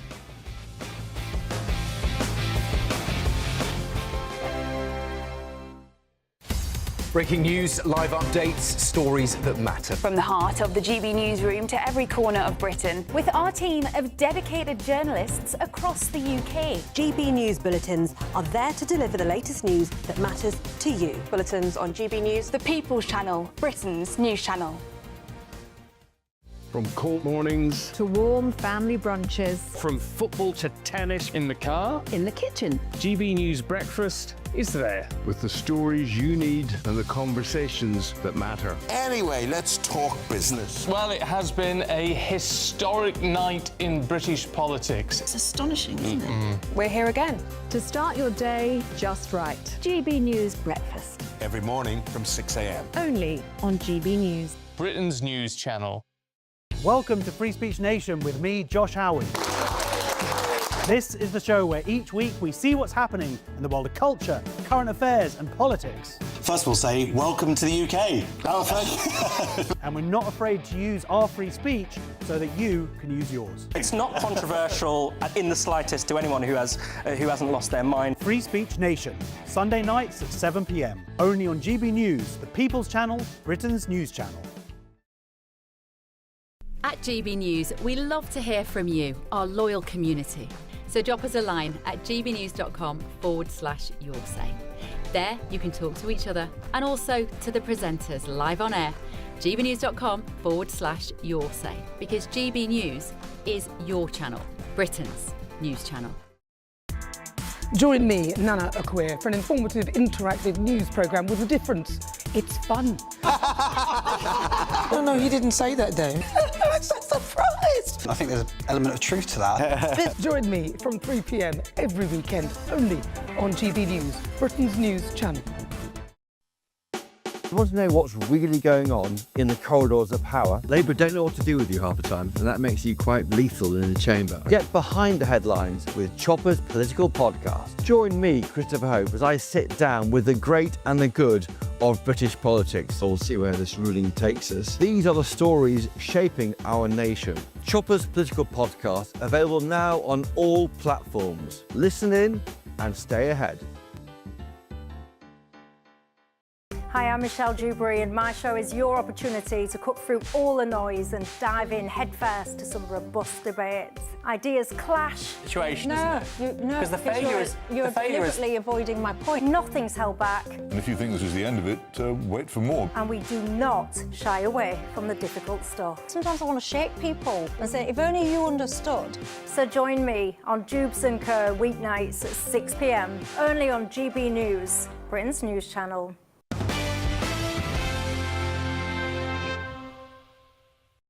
Welcome back to The Late Show Live with me, Will Kingston.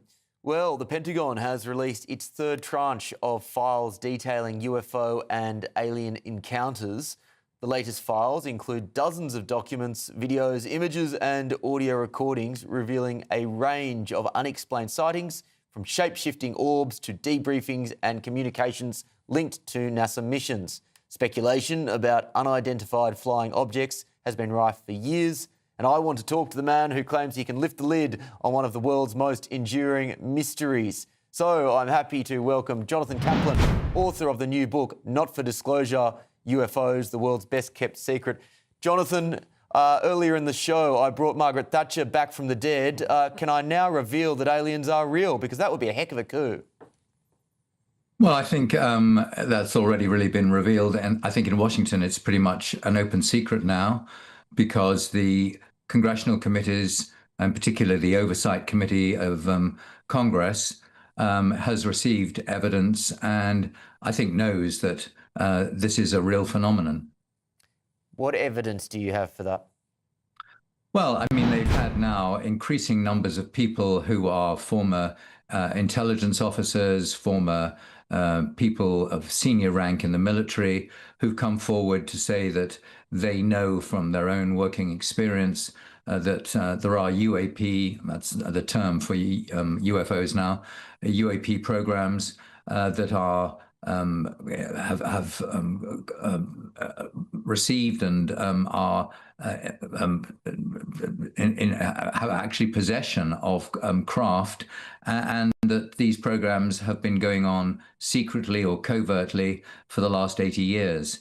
And the Congress is really in a battle now with the Pentagon for the release of that information.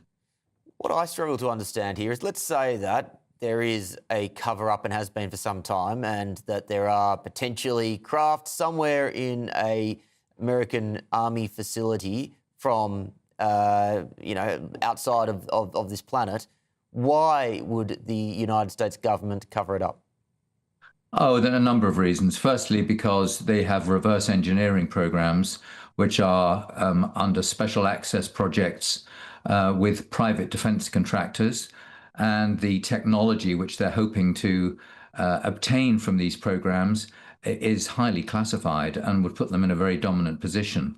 So, by the way, does China, so does Russia have these programs. So there's a technological race.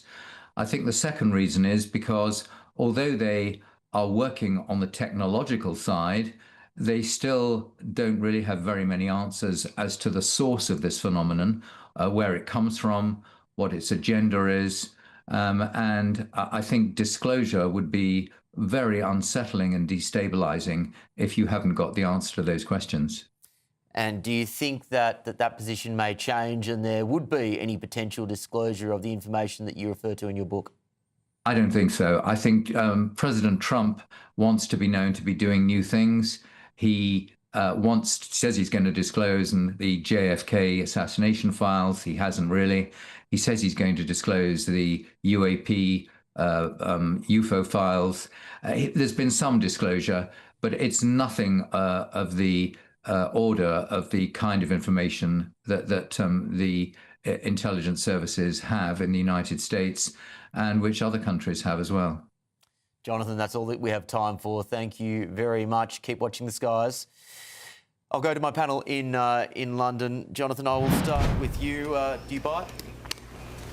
I think that it's a tall order to think that we are the only intelligent, well, I speak with some of us, intelligent life form in the universe. It's arrogant to think that there's an entire universe out there that doesn't have any kind of life in it. So, I've always had an open mind about it. It's we have no idea what form that life might take.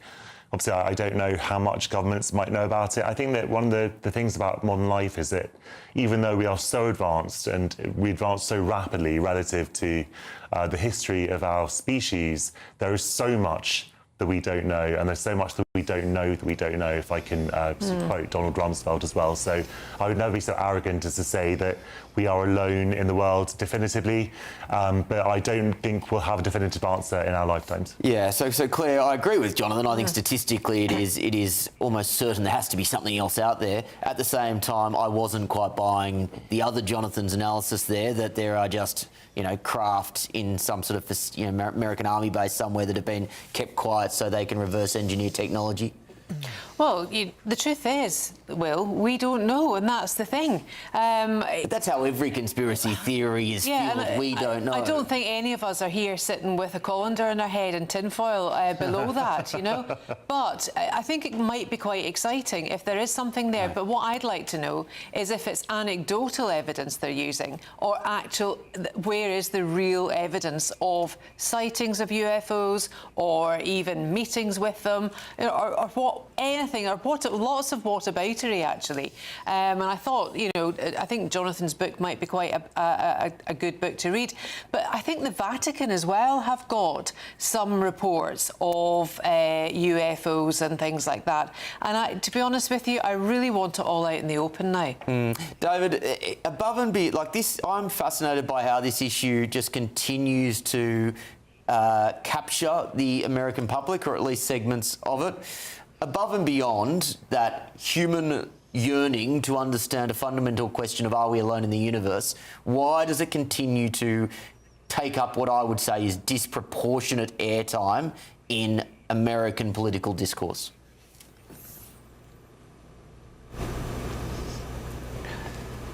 Yeah, sorry, was that to me, Will? Yes, please. That's a question for GB News as well. Why does it take up disproportionate news time? I think it's because, well, today we've had the third release from the Trump administration.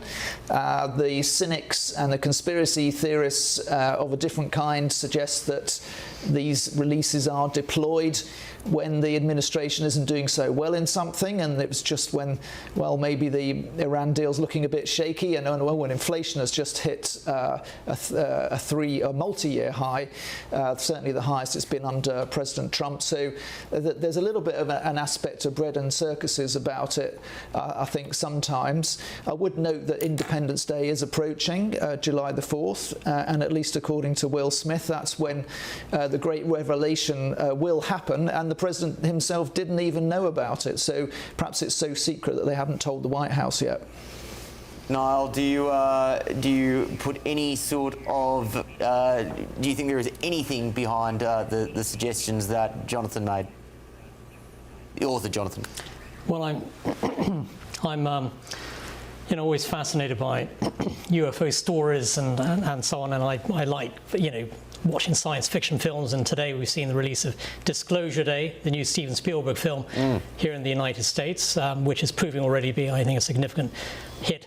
But as for some kind of conclusive proof that there is alien life out there, I don't think that exists at all, actually. And so I disagree with that view, although members of Keir Starmer's cabinet probably make the strongest case for the existence of alien life. Ed Miliband, for example, I think is a key contender.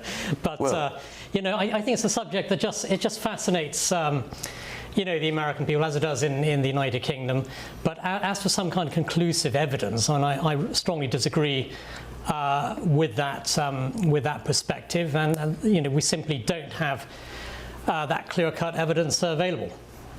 Yeah, okay. Well, let's leave aliens for now. I don't think I was able to break what would be the greatest story in the history of the media, but, there's always tomorrow night. There's always a Daily Star. There's always a Daily Star. There's always the Daily Star, that's right. Let's go to Fox News, which is reporting a new study challenging the conventional wisdom that a small daily dose of alcohol might be good for your health. The research published in the Journal of Studies on Alcohol and Drugs suggests that the safest amount of alcohol to consume is none at all. Here we go. If adults do choose to drink, the team of scientists recommends setting a limit of 1 per day. This challenges older guidelines, which often suggested that up to 2 drinks was safe for men. Remember this, of course, from the podcast bro Stephen Bartlett. We don't have the SOP, but if you recall, this is Stephen Bartlett, who does that podcast about, optimising your life. And he effectively said that I think it was either 2 or 3 glasses of wine ruined him for 2 or 3 days after, and he was appropriately met with derision, in my opinion. Claire, this argument I think we have from time to time. A study will pop up saying at one point red wine a day will solve cancer, and another saying it'll kill you. Where do you fall here? Oh, I fall firmly in the camp of drink, and drink. Not wanting to sound like Father Jack and Father Jack. Well, I recall. Were we together on Christmas or New Year's? One of the two. Easter it was. Easter Sunday, and I brought in champagne. Yeah, he brought champagne. He brought champagne when Matt Stadlen had a baby. I did. Yeah. And we also had a couple of cocktails. We did. So it's good I think it's good for the soul. It's good for your health. In moderation. I've been there when it's not been in moderation. Right? I don't necessarily work under the influence either. I've not done it ever. So if you can and you enjoy it, life is just too darn short. Life is too short, and it's awful enough as it is for many people. I'm not advocating, obviously, binge drinking or drinking to excess necessarily, or drinking to an extent that it takes over your life or gets unhealthy or anything like that, obviously. But I would never do dry January. I would never abstain. I agree with you. I would never abstain from alcohol. Life is hard enough as it is. But then again, I'm not a problem drinker, so, I understand that some people are and they find it very helpful. What do you make of the phenomena which is that young people, and we know this now from wave after wave of studies. I've got them, Will. They just don't, not a lot of them drink. Yeah. So I've got friends in their 20s who don't drink. Yeah, do you think that's a good thing or a bad thing? Well, I mean, a lot of them do other things instead, let me tell you. But yeah, alcohol is expensive. Young people don't have money anymore. And the inflation on alcohol has gone up way beyond the base level of inflation. If you look at the cost of a pint of beer, I think it's like 15% over inflation. So it becomes an expense that people can't afford. If you go out to buy a round of drinks, a round of pints, that could be in London, that could save about 30 quid. It's all we've got time for now, for what it's worth. I think the social benefits of alcohol far outweigh any sort of health risk, but please, that does not constitute medical advice. More coming up in the next hour, including this. Answer that question. Your elbow on me. Answer that question. Answer that question. How did the Brits get their power? Can you stop spitting in my face? What was the question? He's speaking. Why are you shaking? Why are you getting so angry? Because my adrenaline is going. I'm holding everything back not to break your jaw. Of course, the great Ben Leo outside an ICE facility recently. At that same very place, dozens of women detained inside are starting a hunger strike. We will have the latest. But of course, first, it's your weather.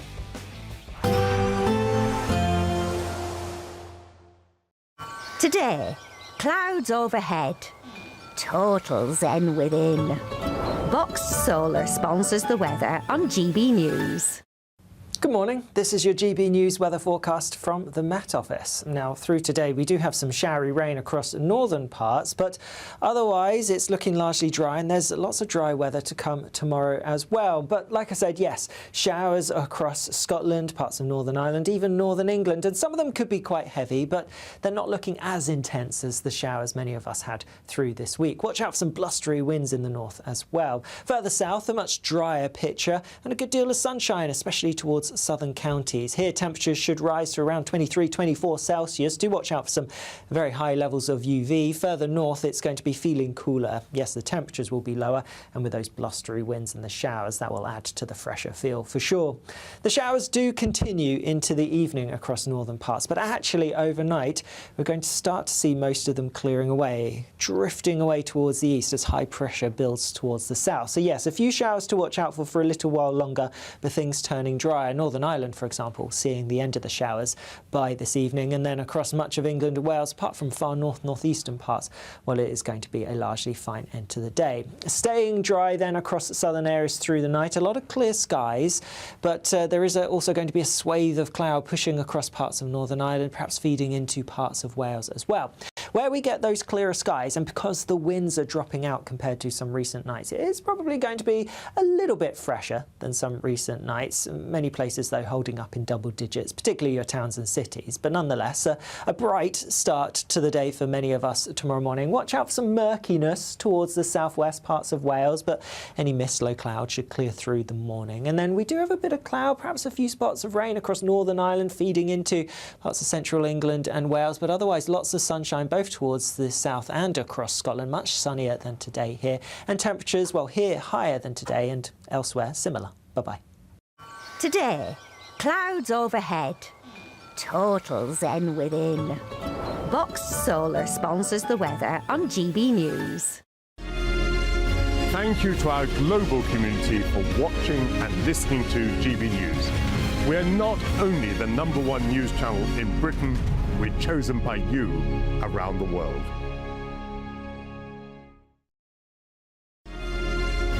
Thank you, Britain, for making GB News Radio such a huge success. Whether you're in the car, on the go, or listening at home, thank you for choosing us as your radio station.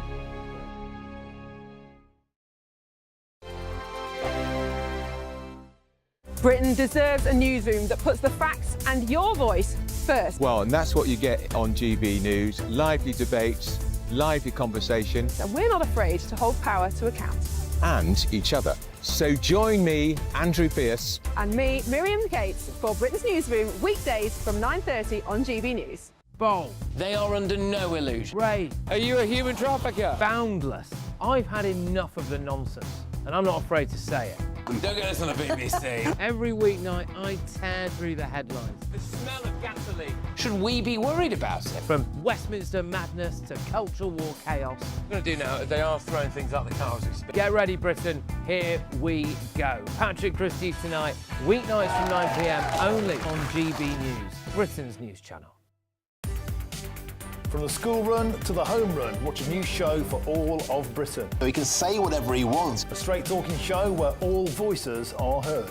And, you know, when are we going to stop talking about smashing the gangs and actually do it? With the stories that matter from every part of our country. There's a bit of a crash landing there for your Chancellor. Bold, fearless and standing up for you. That's me, Martin Daubney, 3 p.m. till 6 p.m, weekdays, here only on GB News. The People's Channel, Britain's news channel. From cold mornings to warm family brunches. From football to tennis in the car. In the kitchen. GB News Breakfast is there with the stories you need and the conversations that matter. Anyway, let's talk business. Well, it has been a historic night in British politics. It's astonishing, isn't it? We're here again. To start your day just right. GB News Breakfast. Every morning from 6 a.m. Only on GB News. Britain's news channel. Westminster's full of talk, but out here, it's the real world. Am I allowed to talk now? No, that's it. This is where it matters, real people and real lives.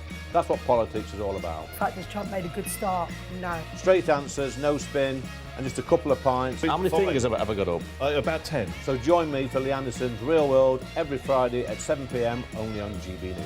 The People's Channel, Britain's news channel. Some people enjoy lazy Sunday mornings, but not me. What's the truth of the matter? So that's a very live question. Would you support him if he waters down these plans? Before the spin sets in, I'll be getting to the truth. This is personal. No soft questions, no easy answers. It's one thing if the state has rules in this country. It's another thing whether the police and others actually police them. Setting the agenda and holding those in power to account. You can't really blame her if the system is set up this way. You will not want to miss it, trust me. The Camilla Tominey Show, Sundays from 9:30, only on GB News.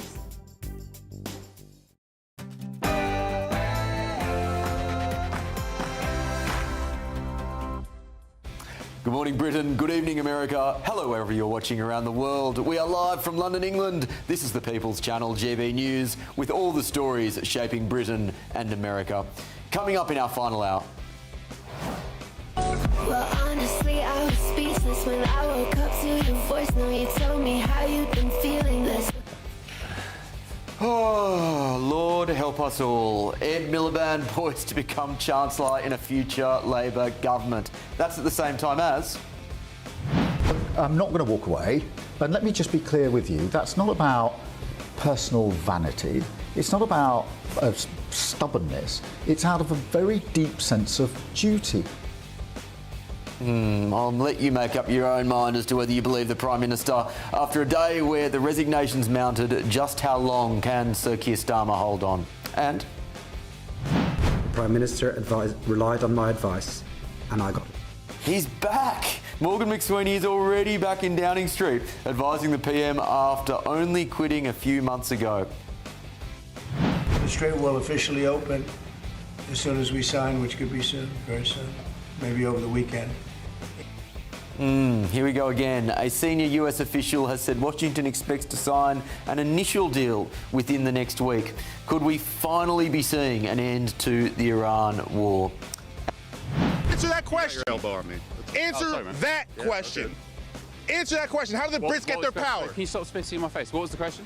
He's speaking. Why are you shaking? Why are you getting so angry? Because my drone is going and I'm holding everything back not to break your jaw.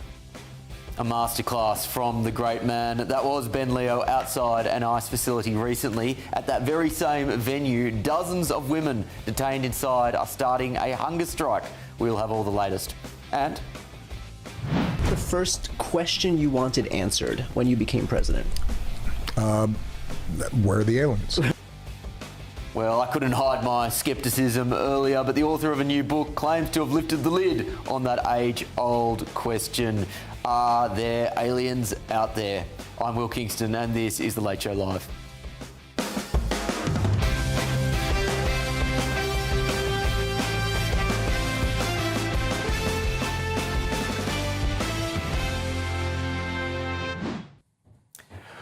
Welcome back to The Late Show Live, ladies and gentlemen, for our final hour. Things are just heating up in the studio in London, where I'm joined by Claire Muldoon and Jonathan Liss.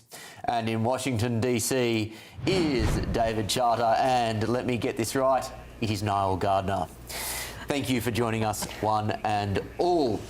Well, let's go to our top story at the top of the hour, and that is that dozens of women inside the Delaney Hall Immigration Detention Facility in the US have announced that they will participate in a hunger strike. The women in question have released a new list of demands. They are calling on ICE to release women under the age of 21, alongside demands for improved conditions for those detained in the facility. The site has become a flashpoint for a country that is bitterly divided on Trump's immigration agenda. Here's the reception our very own Ben Leo received a couple of weeks ago when he ventured down to that very site. Answer that question.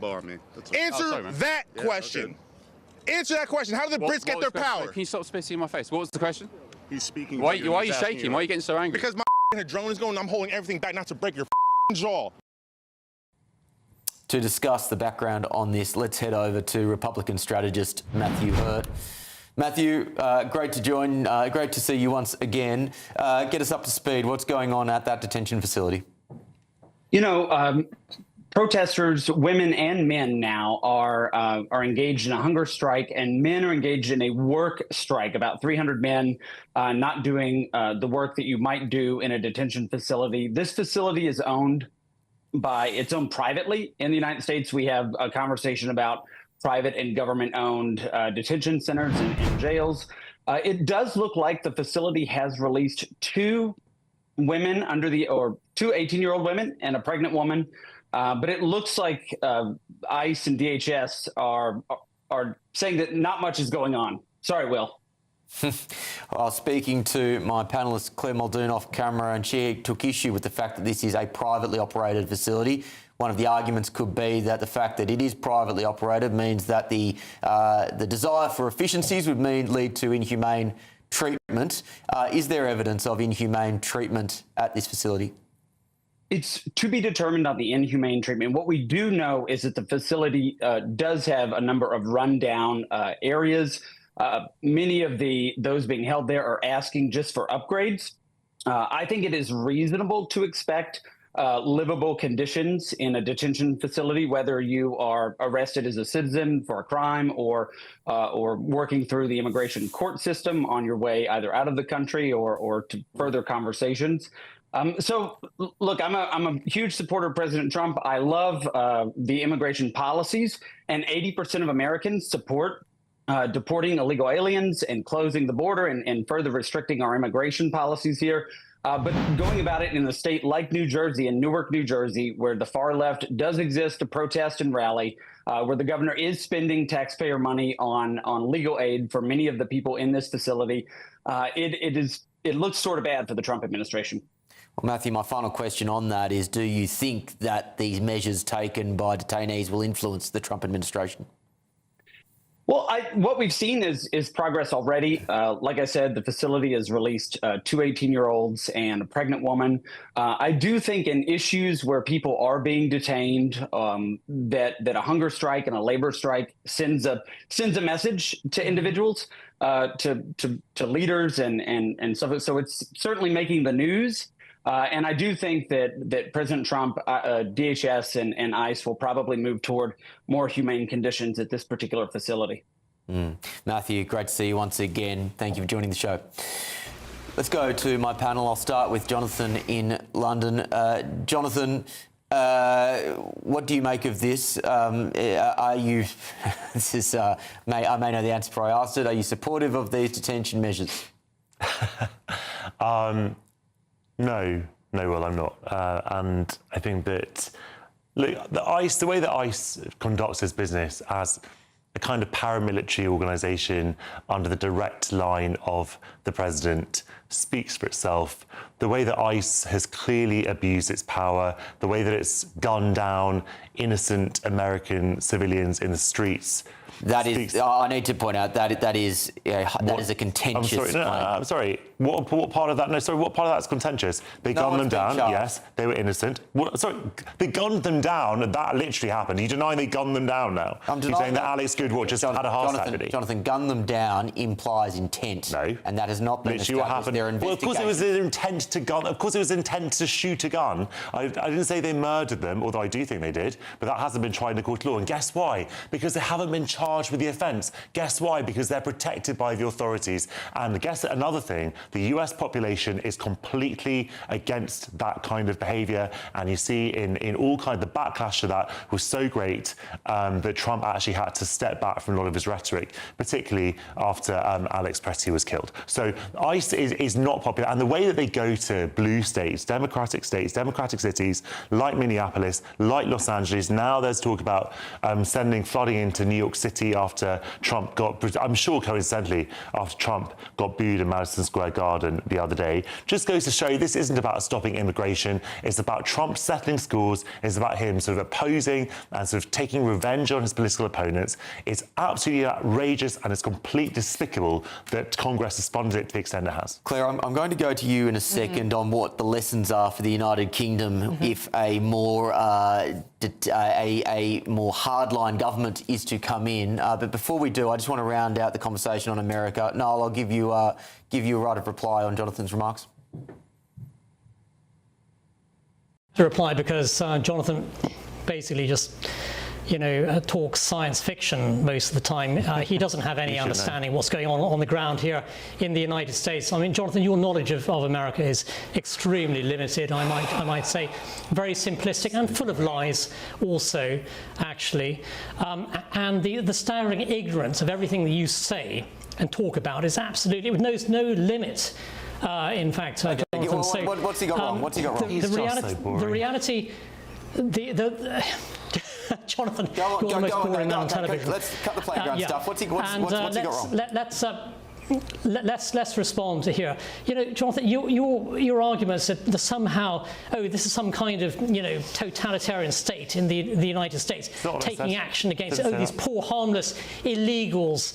The reality is the U.S. administration, democratically elected, is taking action on behalf of the American people to remove huge numbers of illegal migrants. So far, around 1 million have been deported. The goal, of course, is to deport several million, and I think they're well on course to doing that. And most American people, and the polls show this, want to see firm action against illegal immigrants, and they want them deported from the United States. It's a key reason why President Trump won the election. And you have, of course, all of these, smelly left-wing, demonstrators demonstrating against ICE facilities, demonstrating in defense of, I might add, some of the most horrific criminals on the face of the earth, actually, included among these illegal migrants. Can I probe on this, though? Because there was a mandate to take control of the illegal migrant issue, and there was a mandate for deportations as well. The argument would be that the way in which deportations have been conducted by ICE has turned a large percentage of the public against these operations. And I think you've seen that popular support has gone down. I haven't seen the latest stats, but do you concede that the way that ICE have conducted themselves has led to a reduction in popular support for the principle of mass deportations? Look, these ICE agents are doing an incredible job, actually, in the face of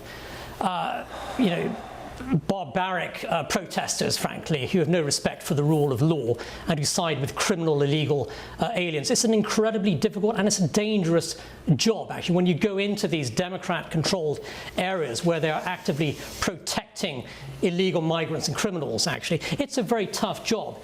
And in the UK, if we see a new government coming in, likely a reform-led government in the next few years, it's going to be a similar process. You've got to take real action. Sometimes you've got to use real force to remove large numbers of illegal migrants. This is a very, very tough business here. It's not for the faint of heart.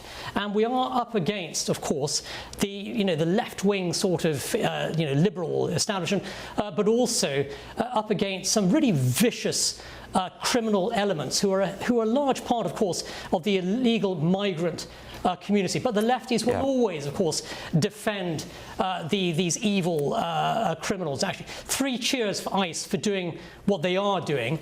And I have to say that the footage you showed earlier of Ben Leo being attacked by this thuggish anti-British, figure in New Jersey. It's an illustration of what ICE is up against every single day from these mobs of protesters, full of hate. They hate America, and they also hate Great Britain as well, as we saw from the treatment of Ben Leo. I want to bring in David. David, your reflections on what you've heard? Yeah, I would say that support for mass deportations has fallen in the wake of ICE's aggressive behaviour at the start of Trump's second term. They went too far, and the Border Patrol went too far, and they know it because they removed the most prominent leader of Border Patrol, a man called Greg Bovino, and replaced him with a much more professional and calm guy called Tom Homan, who has a lot more respect in the system and across the political divide, even in America. But having said that, it's still a majority. So still over half of Americans, when they're polled, say that they support the policy of mass deportations. The problem that Trump has is that he's set himself a really high target, extraordinarily high target of 1 million a year. That's never been done ever in America before. He did about 600,000, according to the government figures, in his first year. But they're struggling to keep up with targets, and that has led to these unfortunate situations where people who are living perfectly law-abiding lives and have been for many years with jobs and connections in the community are being rounded up. Sometimes when they go to courts to regularise their situation, they're really the low-hanging fruit that gets swept up in meeting the ICE targets, and that's built a lot of resentment. And you can that to me explains some of the anger, but not the extreme anger that we see at the protests. Claire, I want to go to the UK because this conversation has been brought back into the public discourse after the shocking footage that we saw in Belfast a few days ago. Yeah. Are there lessons from the US experience for the UK? Well, I don't think we should adopt ICE or any manifestation of that model at all here. I think the Home Office really have to start getting their information clearer. I think we need to share information both with France, Italy, Germany. We've seen those countries used by asylum seekers, illegal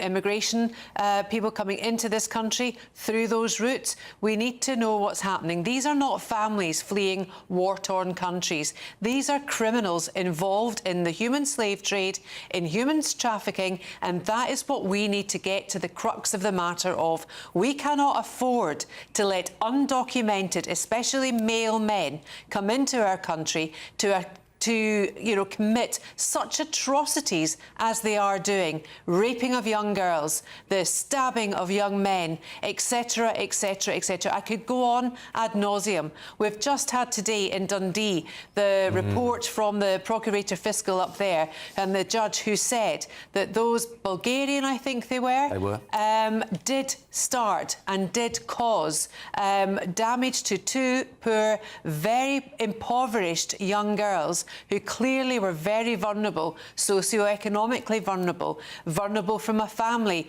vulnerable in their environment, and yet the media in this country, the globalised, liberalised, revisionists almost, I'd say, wanted to immediately blame those girls for having a knife, for having a machete or whatever it was they had underneath their trousers, and they were hiding them. That is just appalling that we believe immigrants first and not British citizens first. Yeah, I couldn't agree more. And if there's been anything good that's come out of the two just atrocious pieces of footage that we have seen in recent weeks in the UK with the Henry Novak footage and then the footage of the attack on Stephen Ogilvie, it is that I think people are waking up to that because you cannot unsee what you have seen. Sorry, what's the Henry Novak story got to do with immigration? We will leave that for the moment. Henry Novak came from an immigrant family. Jonathan, we will leave that for the moment. Where's the immigration story? We will leave that for the moment. Because he was brown. Jonathan, I'm hosting. We'll leave that for the moment. Now, on to The Sun. We've got an inside story on a slightly lighter note, I would say, but with a darker undertone, and that is that spy turtles and fish fitted with high-tech sensors have been caught snooping in Chinese waters. That is claimed by Beijing. China has accused foreign powers of using marine life to create underwater maps of its coastline as part of an invisible secret war. Beijing's Ministry of State Security claimed that foreign intelligence agencies are continuously collecting and stealing sensitive marine data. The agency said animals equipped with sophisticated sensors had been discovered gathering information including water temperature, salinity and ocean currents. I'll get the thoughts of my panel. Niall, I'll start with you. Perhaps a thought on these sorts of the use of turtles in espionage, but perhaps there's a deeper point here to be made, and that is I feel like with the focus on Russia and Ukraine and the focus on the Middle East, the geopolitical threat of China has gone under the radar to an extent, at least in the public conversation, and yet it is still very much there. Yeah, no, you're absolutely right that, I think the biggest threat on the world stage to the free world is posed by communist China. There's no doubt about it, because, China has the military and the economic capability to pose a tremendous threat to freedom and liberty across the world. The Russians, of course, I would say are the immediate threat to Europe, and we're seeing that, of course, with the continuing war in Ukraine, but China overall, I think, poses the biggest long-term threat to the free world, and also, China's ambitions know no bounds, and I think that we are engaged in an epic long-term confrontation with communist China, but at the same time, I believe that no regime that depends upon the suppression of freedom, the suppression of its people, can survive actually forever. And so my hope is that one day we will see a China that is liberated from tyranny.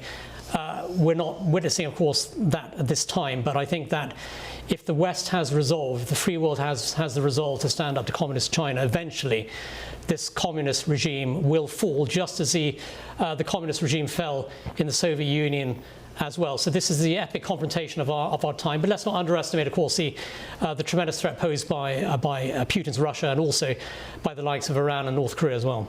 David, a smaller question followed by a larger question. On the smaller question, are you on principle in favour of the use of marine life as part of a broader spying strategy? And then perhaps as well your thoughts on where the US currently sees their geopolitical confrontation with China. I'm quite a fan of turtles, actually. I did once swim with turtles off the Bahamas. I think really sweet creatures. I think it would be a shame if they got involved in any military action. They didn't seem to want to sign up to espionage anyway. When I saw them swimming happily in the warm water of the Bahamas. But in the serious point, you reminded me of a point I wanted to make about British defence spending and the urgent need for it, and that was a story in the Sunday Times a couple of weeks ago, which divulged that the Royal Navy spent 1/3 of its time last year responding to Russian undersea threats. It's an extraordinary statistic, but what they're talking about there is is Russian threats to undersea cables, potentially, that we depend upon increasingly to stay connected to the world, of course, but also scoping out British bases and British ports. So this is as you say, it sounds like a frivolous story, but there's actually a really serious point here about I think Jonathan made this point earlier, actually, about how you spend your money in defence because of the asymmetric ways the whole scene is developing. Just to broaden it out a little bit more, another point that's been a big talking point here in America is how they lost one of their $35 million Apache helicopters to a $35,000 drone. From which crashed into it. Now, we don't know if it was a deliberately targeted or it was an accident, actually, but it's still that will be another aspect of defence spending going forward.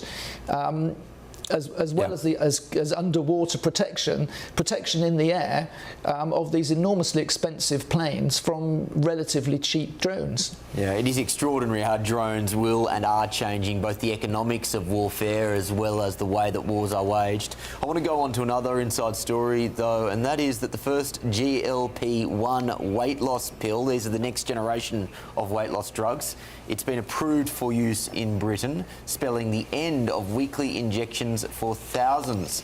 The Wegovy semaglutide pill, taken daily, was hailed as a breakthrough by weight loss clinics. In a trial, it was found to help people lose about 17% of their body weight. Novo Nordisk, the manufacturer, said that it believed the pills would be available through private providers, including supermarkets and pharmacies, within weeks.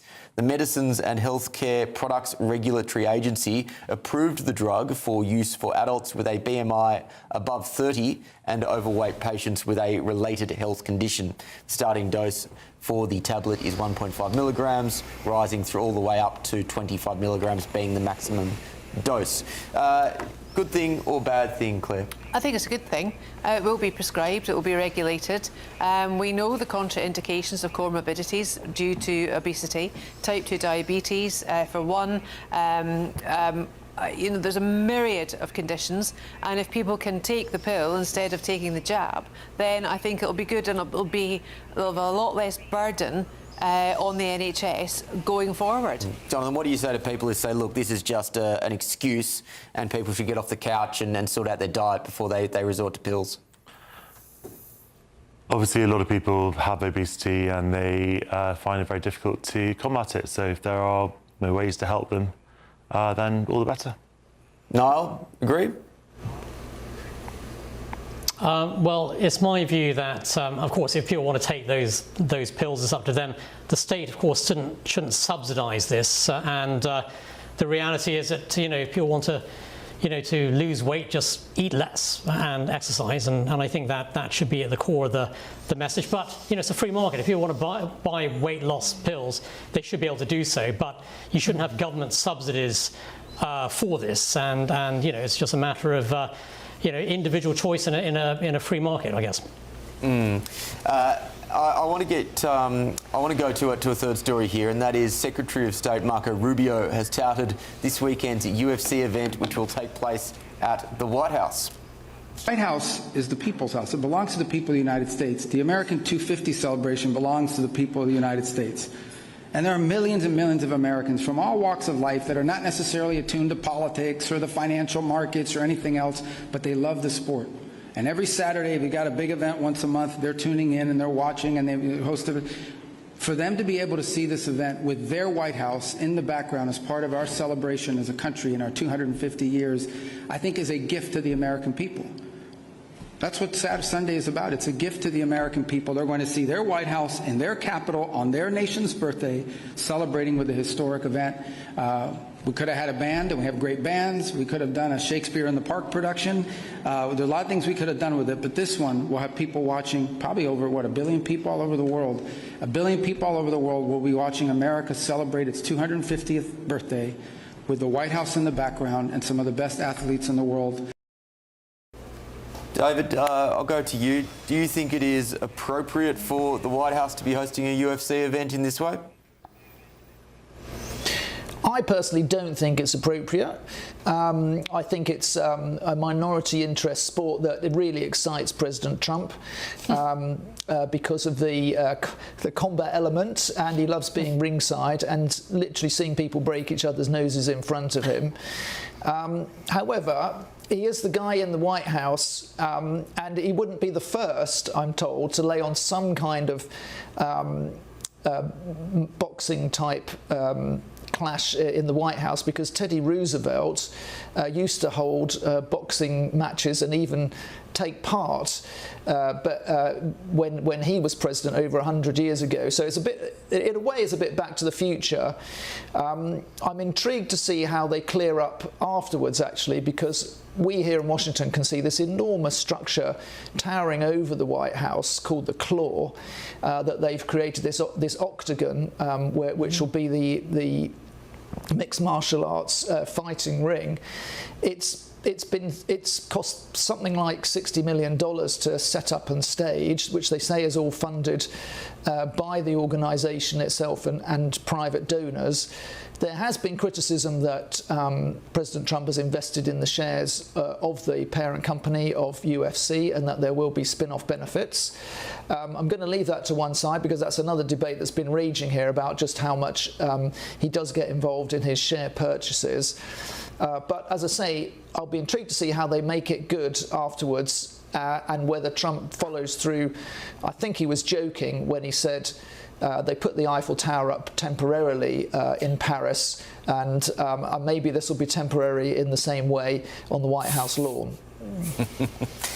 Yeah, I would also assume it was a joke, but you just never know with Donald Trump, do you? Niall, same question to you. Is this an appropriate use of the White House lawn? Well, I mean, I think it's, it's privately funded. There's no cost to the, to the taxpayer.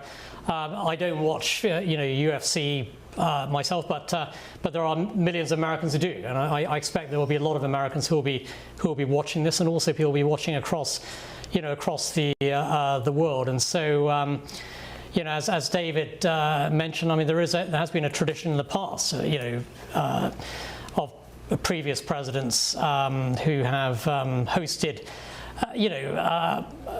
Combative events, boxing, that sort of thing in the past. So, in that sense, it's not dramatically or revolutionary new. But I think that, among President Trump's supporters, there are many who do watch, these kinds of events, and I expect that there will be a very large audience. It's very unusual. I think it's completely, harmless, and it's at no cost to the American, taxpayer.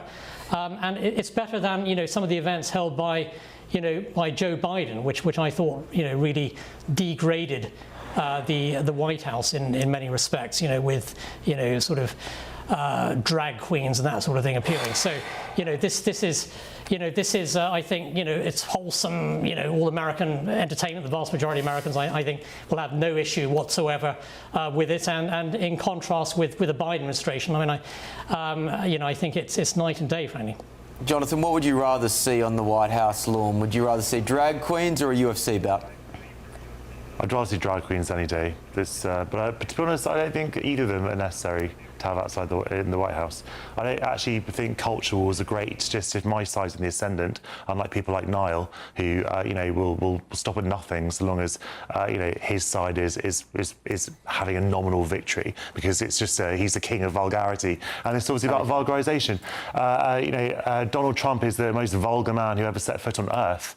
So of course, when a clown comes into a palace, the palace becomes a circus, doesn't become a king, and that's precisely what you're seeing. The 250th anniversary of the United States is supposed to be an opportunity for the country to come together and to unify around That's something, exactly what around an UFC idea. is. It's a connection, no, Jonathan. Isn't. It is. It's a deep-seated connection, not only from the Rust Belt, connection of a fist to a nose. A connection. It is. The UFC is very, very, very popular in the United States, and I think this is great because it's just showing a connection. Doesn't cost the American taxpayer any money. It will be televised. I know a lot of people here that want to watch it too. I think it's a great thing, and I really endorse it. It's interesting that you mentioned the Rust Belt there, because it's very popular with a particular segment of the American population that is working class. Yep. That is, mager in inverted commas, that the liberal elites turn their nose up. Yes. So I imagine they would look at this as a, look at the hoi polloi, with their gladiatorial combat. Yep. We are above them, sort of thing. And as we all know, that is exactly what Donald Trump is going for. Is he's aware of that response, and he thrives on that sort of liberal elite sneering, because that's what fuels his base. Yeah. Let's take a quick look at some of the other main news in America. And we're just having a few technical issues at the moment. If you can see there, that is of course referring to that awful shooting that we have heard about in Texas. My understanding is, as of the latest reports, we have one person in America who is dead. There's several people who are also injured as a result of that shooting. We are having more news as it becomes available on this particular story. But just before we go, just before we get to that, ladies and gentlemen, we'll have to go to that after a quick break. First, we're going to get to your weather. Sponsors the weather on GB News.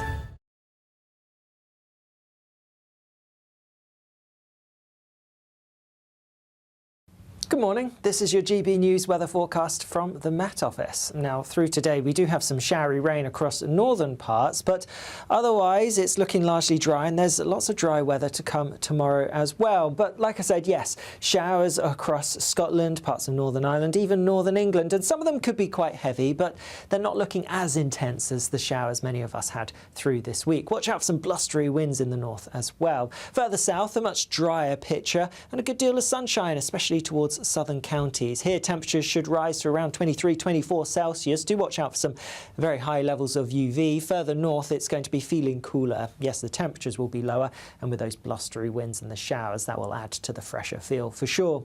The showers do continue into the evening across northern parts, but actually overnight we're going to start to see most of them clearing away, drifting away towards the east as high pressure builds towards the south. So yes, a few showers to watch out for a little while longer, but things turning drier. Northern Ireland, for example, seeing the end of the showers by this evening, and then across much of England and Wales, apart from far northeastern parts, well, it is going to be a largely fine end to the day. Staying dry then across southern areas through the night. A lot of clear skies, but there is also going to be a swathe of cloud pushing across parts of Northern Ireland, perhaps feeding into parts of Wales as well. Where we get those clearer skies, and because the winds are dropping out compared to some recent nights, it is probably going to be a little bit fresher than some recent nights. Many places, though, holding up in double digits, particularly your towns and cities. But nonetheless, a bright start to the day for many of us tomorrow morning. Watch out for some murkiness towards the southwest parts of Wales, but any mist, low cloud should clear through the morning. And then we do have a bit of cloud, perhaps a few spots of rain across Northern Ireland, feeding into parts of central England and Wales, but otherwise lots of sunshine both towards the south and across Scotland. Much sunnier than today here, and temperatures, well, here higher than today, and elsewhere similar. Bye-bye. Expect warm spells with the odd rude interruption. Box Boilers sponsors the weather on GB News.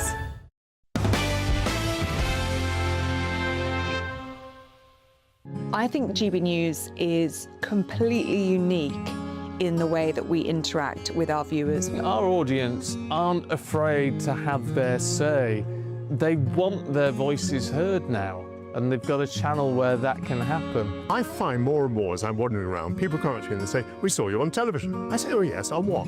"On GB News." Hello, are you the famous Sue? The whole crew hid me here now. We came to celebrate. It's our job to be the eyes and ears of the viewers. They are part of the GB News family, and I'm pleased to say it's a very large family. And if people go to the time and trouble of listening and watching, then we've got to do a good job for them. Well, I'm here, right in the epicentre of the protest. Here we go again. You just tuned in. Where have you been? It is raucous here tonight. That's what makes us the fearless champion of Britain.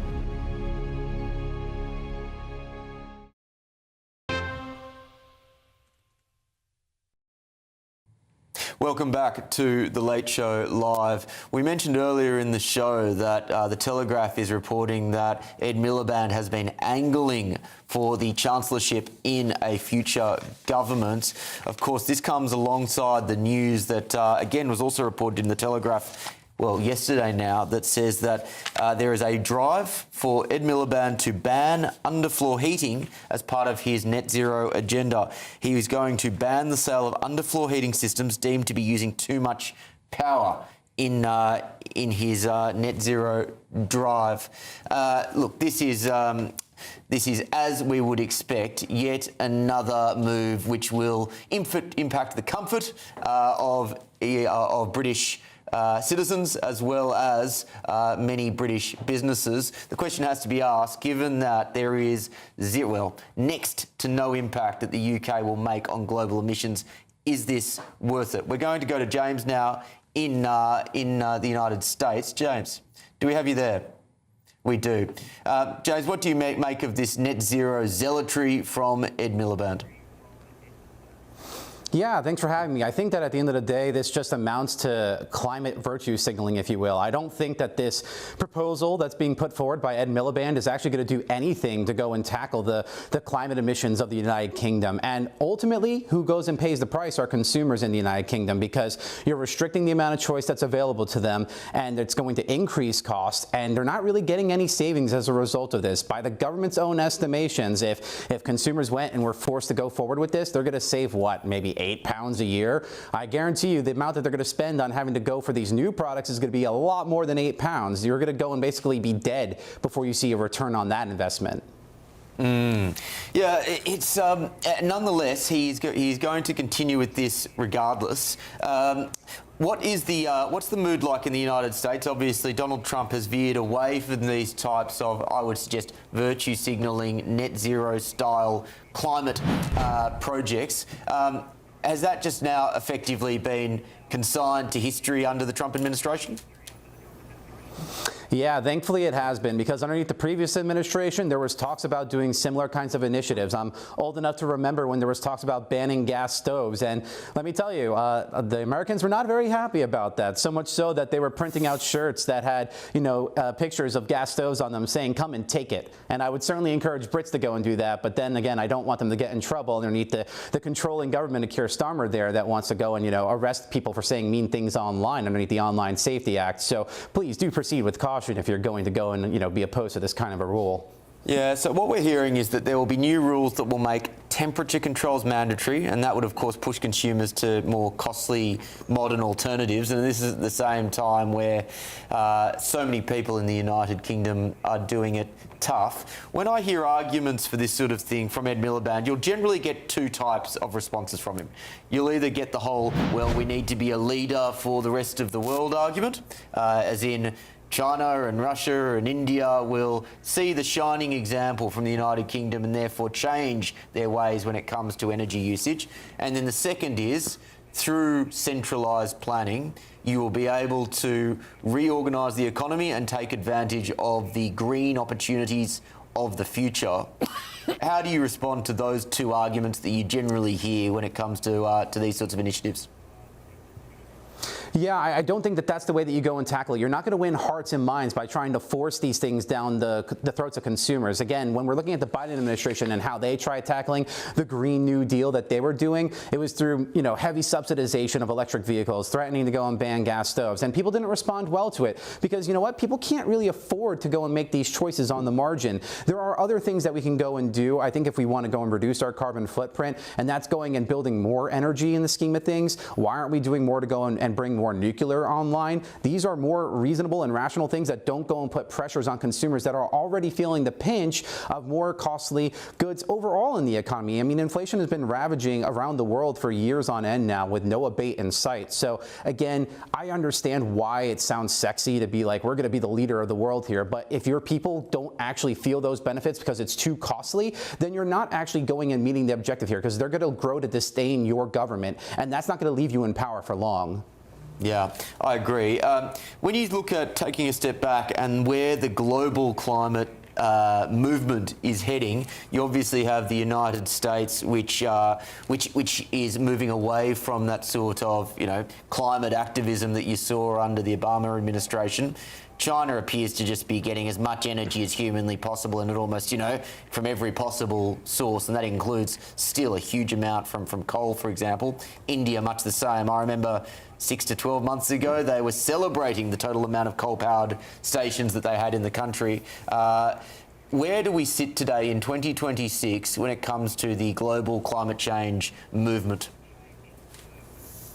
Yeah, I think that's a great question, and I think that it is on a retreat insofar as that at the end of the day, I think that a lot of countries, whether it's the United States, the UK, the rest of Europe, China, India, they all realize that energy is how they're going to power the economy of tomorrow, and they're going to unapologetically, certainly in China and India's case, they're going to unapologetically do whatever they think is necessary to bring themselves to the forefront of the global economy, because that gives them a lot of power. The United States can go and be a global leader. Europe can be global leaders in in being good energy consumers here, but you don't go and strangle yourselves in the process of doing it. And that's the threat that comes with some of these climate, radical agendas that we've seen going around in the United States and Europe and elsewhere.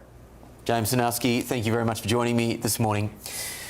I'll go, Claire, to you first on this. Again, it's unsurprising, but the thing which I find so troubling is it feels increasingly out of step with the will of the British people, who have this feeling that just increasingly they are put second behind a series of other priorities, whether it be global climate obligations or whether it be any number of different other competing I'm not interests. a great believer in polls. I think polls only reflect the way the question's actually posed, OK?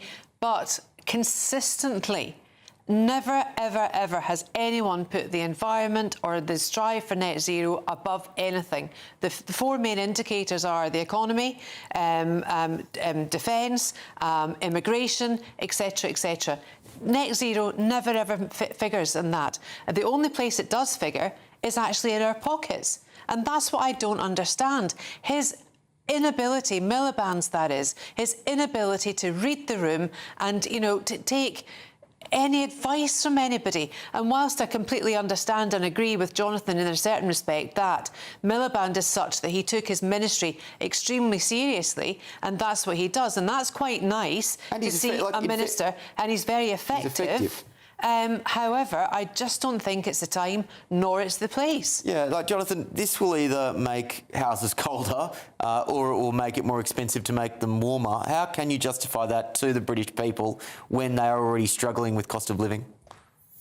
Well, I mean, either you believe that climate change is happening or you don't. Either you believe that we have to do something about it or you don't. The British government, the British can do something about it. The British government has had a very long-standing policy that we have to do something about climate change, and net zero was devised under a Conservative government, and indeed the Conservative government made it a legal requirement. And if we were to simply wash our hands of it, then we would have, and you might poo-poo it, but it is a leverage that Britain has. Obviously, as a smaller power, we are not the world's biggest polluter, although obviously we pollute far more pro rata than other countries do. But if we were to say we're not going to be interested in this anymore, then we'd have absolutely no leverage over other countries and no moral high ground to take. And other countries would say, well, we're not going to bother with it either. And then, so much of politics is short-termist. And actually, you have to think long-term, and we criticise governments for not thinking long-term. We criticise governments for only thinking about the next news cycle.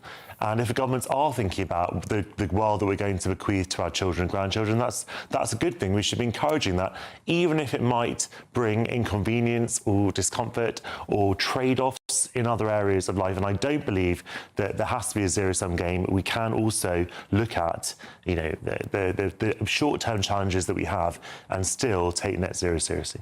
David, I'll go to you in Washington. How do you respond to the argument from Jonathan that this does provide some leverage over countries to change their attitude on environmental policy, or climate policy, I should say?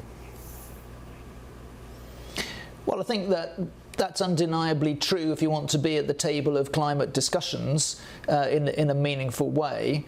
One thing that interested me about Trump's position, which is to call it the Green New Scam, of course, and to roll back all of the measures that the Biden presidency took to advance climate change mitigation, etc., was that during the war, the military action of the early part of the war in Iran, the spike in fuel prices, in gas prices, they call them over here, in petrol prices around the world, saw the biggest monthly sale of electric vehicles in Europe on record during the early part of the war, and also saw the biggest month for solar panel installation in the UK for over 10 years. So there was a bizarre greening effect of the reminder from the Iran war that once the economics of green climate measures and fuel production become more acceptable, they are widely adopted. No, I said that there's generally two arguments that are made by lefties when it comes to why a country like the UK, which doesn't meaningfully contribute to global climate emissions, why they should still act anyway. One is the leverage point that Jonathan referred to, and the second is, well, you do need to invest now because in the future there will be significant opportunities when it comes to a green economy, and so there should be some centralised planning in order to kickstart that, where we will reap economic benefits later. How do you respond to that second argument around the potential long-term economic benefits of that sort of reorganisation now? I think net zero is, will bring financial ruin to the UK today and tomorrow in the long term. It's a suicidal kamikaze-style policy. It makes no difference whatsoever, actually, to climate change across the world. And Jonathan speaks about having the moral high ground. Well, Jonathan, why didn't you go off to Beijing with a big sign, standing before the Communist Party headquarters, calling on Communist China to actually cut down on gas emissions, actually? After all, China's the world's biggest polluter. Why didn't you and all the other leftists go off to China and protest there instead of trying to force British working class people to pay more for their energy on the altar of Ed Miliband's crazy net zero strategy, actually? So, I do think there's a huge amount of hypocrisy. You have all these left-wing liberal elites lecturing people about how to live their lives, actually. And I think the whole thing it's an absolute disgrace. And this is how the left thinks. They don't care about ordinary people, actually. They care about, it's about power and control, isn't it? And this is at the heart of net zero. It's socialist-style, communist-style control. I want to get Jonathan's thoughts on this, and I think it is an interesting question to ask, and that why isn't net zero or climate change policy in countries which don't meaningfully contribute to climate emissions be treated more as a foreign policy issue? So why isn't it treated more as we focus our energies and efforts on influencing the governments that do have countries that meaningfully contribute to global emissions? Are you talking to me? Yeah. Well, I think it's a strange question. I mean, why would China listen to us if we weren't doing anything meaningfully to reduce our own carbon footprint, our own carbon emissions, but we wanted them to because they pollute more than us? They would say, well, you do your bit as a bare minimum. And I mean, I barely even tried to dignify Niall's remarks at the best of times, but what he says is stupid even for him. I mean, the idea that I'm going to have, I'm a British commentator, I'm going to be talking about Britain and British policy. Obviously, China is not a democracy, and I don't suppose I would be allowed to go and demonstrate in China about anything, let alone bringing a horde of leftists, as you would call them, to go and protest there. What we do have is foreign policy and diplomacy, and that is why, if Britain does have any influence on China, and that is why I support a China engagement policy, that climate change should be one of the many discussions, the many topics that the UK government and UK diplomats will have with the Chinese authorities to try to bring them around in much the same way that we tried to bring around other intransigent allies or friends or not allies, such as Donald Trump, who ripped up the Paris Accords as one of his first acts as president in 2017. Claire, do you have any specific insight into... Communist China is an ally and partner of Britain, do you, Jonathan? I mean, do you seriously believe that? I said it's a partner, Niall. I said partner was one of the words I used, if you cared to listen to what I actually said. Even for you, that takes the biscuit. Both of you, if you want to continue this on, you can go to the undercard of the UFC on the White House lawn. I'm sure we could find an extra space for you, and that is something I would actually pay to watch. Claire, your specific insights onto the impact of net zero on Scotland, please. Well, we should be drilling for oil in Scotland through Jackdaw and Rosebank, and the fact that we aren't securing our energy that way, and I know there are limited resources there, but we still have to get what we can when we can do it. We gave up the sovereignty for it, so we will have to buy the oil back. It doesn't matter. We still should be doing it. Giving jobs up to Aberdeen, bringing in greater money, fiscal money, not only to Scotland, but to the UK as a whole. And we can't do that because the drilling licences will not be given under net zero. We've also got an issue in Fife, in St Andrews. There's an AI database that wants to be built there at an exorbitant amount of money that's going to use so much energy just to run it. And it's going to be such a blot on the landscape. Again, another run for net zero. Let's just stop it. Notwithstanding that, though, and this is what I still don't understand fully about Scottish politics, is that the SNP is obviously, like the Labor Party, supportive of a net zero agenda. They have had a stranglehold over Scottish politics for, what, over 20 years now? Yeah. Despite the fact that I think probably the average Scot can realise that these sorts of policies are hurting them financially. How does the SNP still have this stranglehold over Scottish politics? God knows. I really don't know. I don't know any members of my family that vote for them. I don't know any members of my friendship circle still there that votes for them, nor my family's friends. And you would think after the corruption from both Peter Murrell and Nicola Sturgeon, and the rest, they might be able to open their eyes a bit and see the devolved powers of education, health and transport that have basically been run off a cliff, run down a road and just not fit for purpose. And the SNP should be held to account at the polls, but they don't seem to be. Well, you know why that's happened, though, obviously, because the SNP was on track to be completely booted out of office. And then Keir Starmer came to power and the Labour Party became extremely unpopular again, so they clung to the SNP again. Do you think that that scandal that you mentioned, the Murrell and Sturgeon scandal, will be a catalyst for political change in Scotland? To be honest with you, I thought it would be because we all knew it was happening at the time. I've spoken about it ad nauseum, but I don't think so. It's like lemmings going to a cliff. They're just... turkeys voting for Christmas. It's just horrific, and it really, truly is.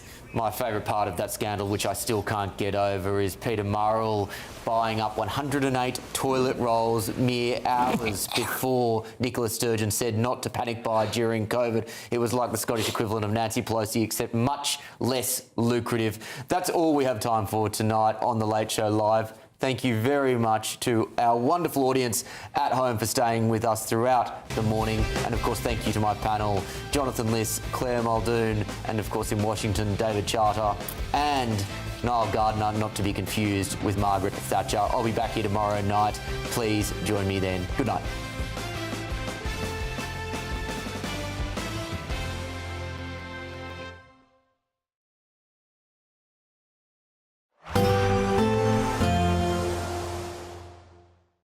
Today, clouds overhead, total zen within. Boxed Solar sponsors the weather on GB News. Good morning, this is your GB News weather forecast from the Met Office. Now, through today, we do have some showery rain across northern parts, but otherwise it's looking largely dry, and there's lots of dry weather to come tomorrow as well. But like I said, yes, showers across Scotland, parts of Northern Ireland, even northern England, and some of them could be quite heavy, but they're not looking as intense as the showers many of us had through this week. Watch out for some blustery winds in the north as well. Further south, a much drier picture and a good deal of sunshine, especially towards southern counties. Here temperatures should rise to around 23-24 Celsius. Do watch out for some very high levels of UV. Further north it's going to be feeling cooler. Yes, the temperatures will be lower, and with those blustery winds and the showers that will add to the fresher feel for sure. The showers do continue into the evening across northern parts, but actually overnight we're going to start to see most of them clearing away, drifting away towards the east as high pressure builds towards the south. So yes, a few showers to watch out for a little while longer, but things turning drier. Northern Ireland, for example, seeing the end of the showers by this evening, and then across much of England and Wales, apart from far northeastern parts, well, it is going to be a largely fine end to the day. Staying dry then across southern areas through the night. A lot of clear skies, but there is also going to be a swathe of cloud pushing across parts of Northern Ireland, perhaps feeding into parts of Wales as well. Where we get those clearer skies, and because the winds are dropping out compared to some recent nights, it is probably going to be a little bit fresher than some recent nights. Many places places, though, holding up in double digits, particularly your towns and cities. But nonetheless, a bright start to the day for many of us tomorrow morning. Watch out for some murkiness towards the southwest parts of Wales, but any mist, low cloud should clear through the morning. And then we do have a bit of cloud, perhaps a few spots of rain across Northern Ireland, feeding into parts of central England and Wales, but otherwise lots of sunshine both towards the south and across Scotland, much sunnier than today here. And temperatures, well, here higher than today and elsewhere similar. Bye-bye. Today, clouds overhead. Total zen within. Boxed Solar sponsors the weather on GB News. 5 hosts, 5 opinions, 5 fearless debates, 5 unfiltered takes on the day's news. 5 reasons not to be anywhere else on Saturday night. This is the Saturday 5. You got me good there. Britain's biggest Saturday night TV show. It's not a bad brand. Yeah. Uncensored. Very, very racy tonight. On the unpredictable. What does she say? Can you translate it for us? And always entertaining.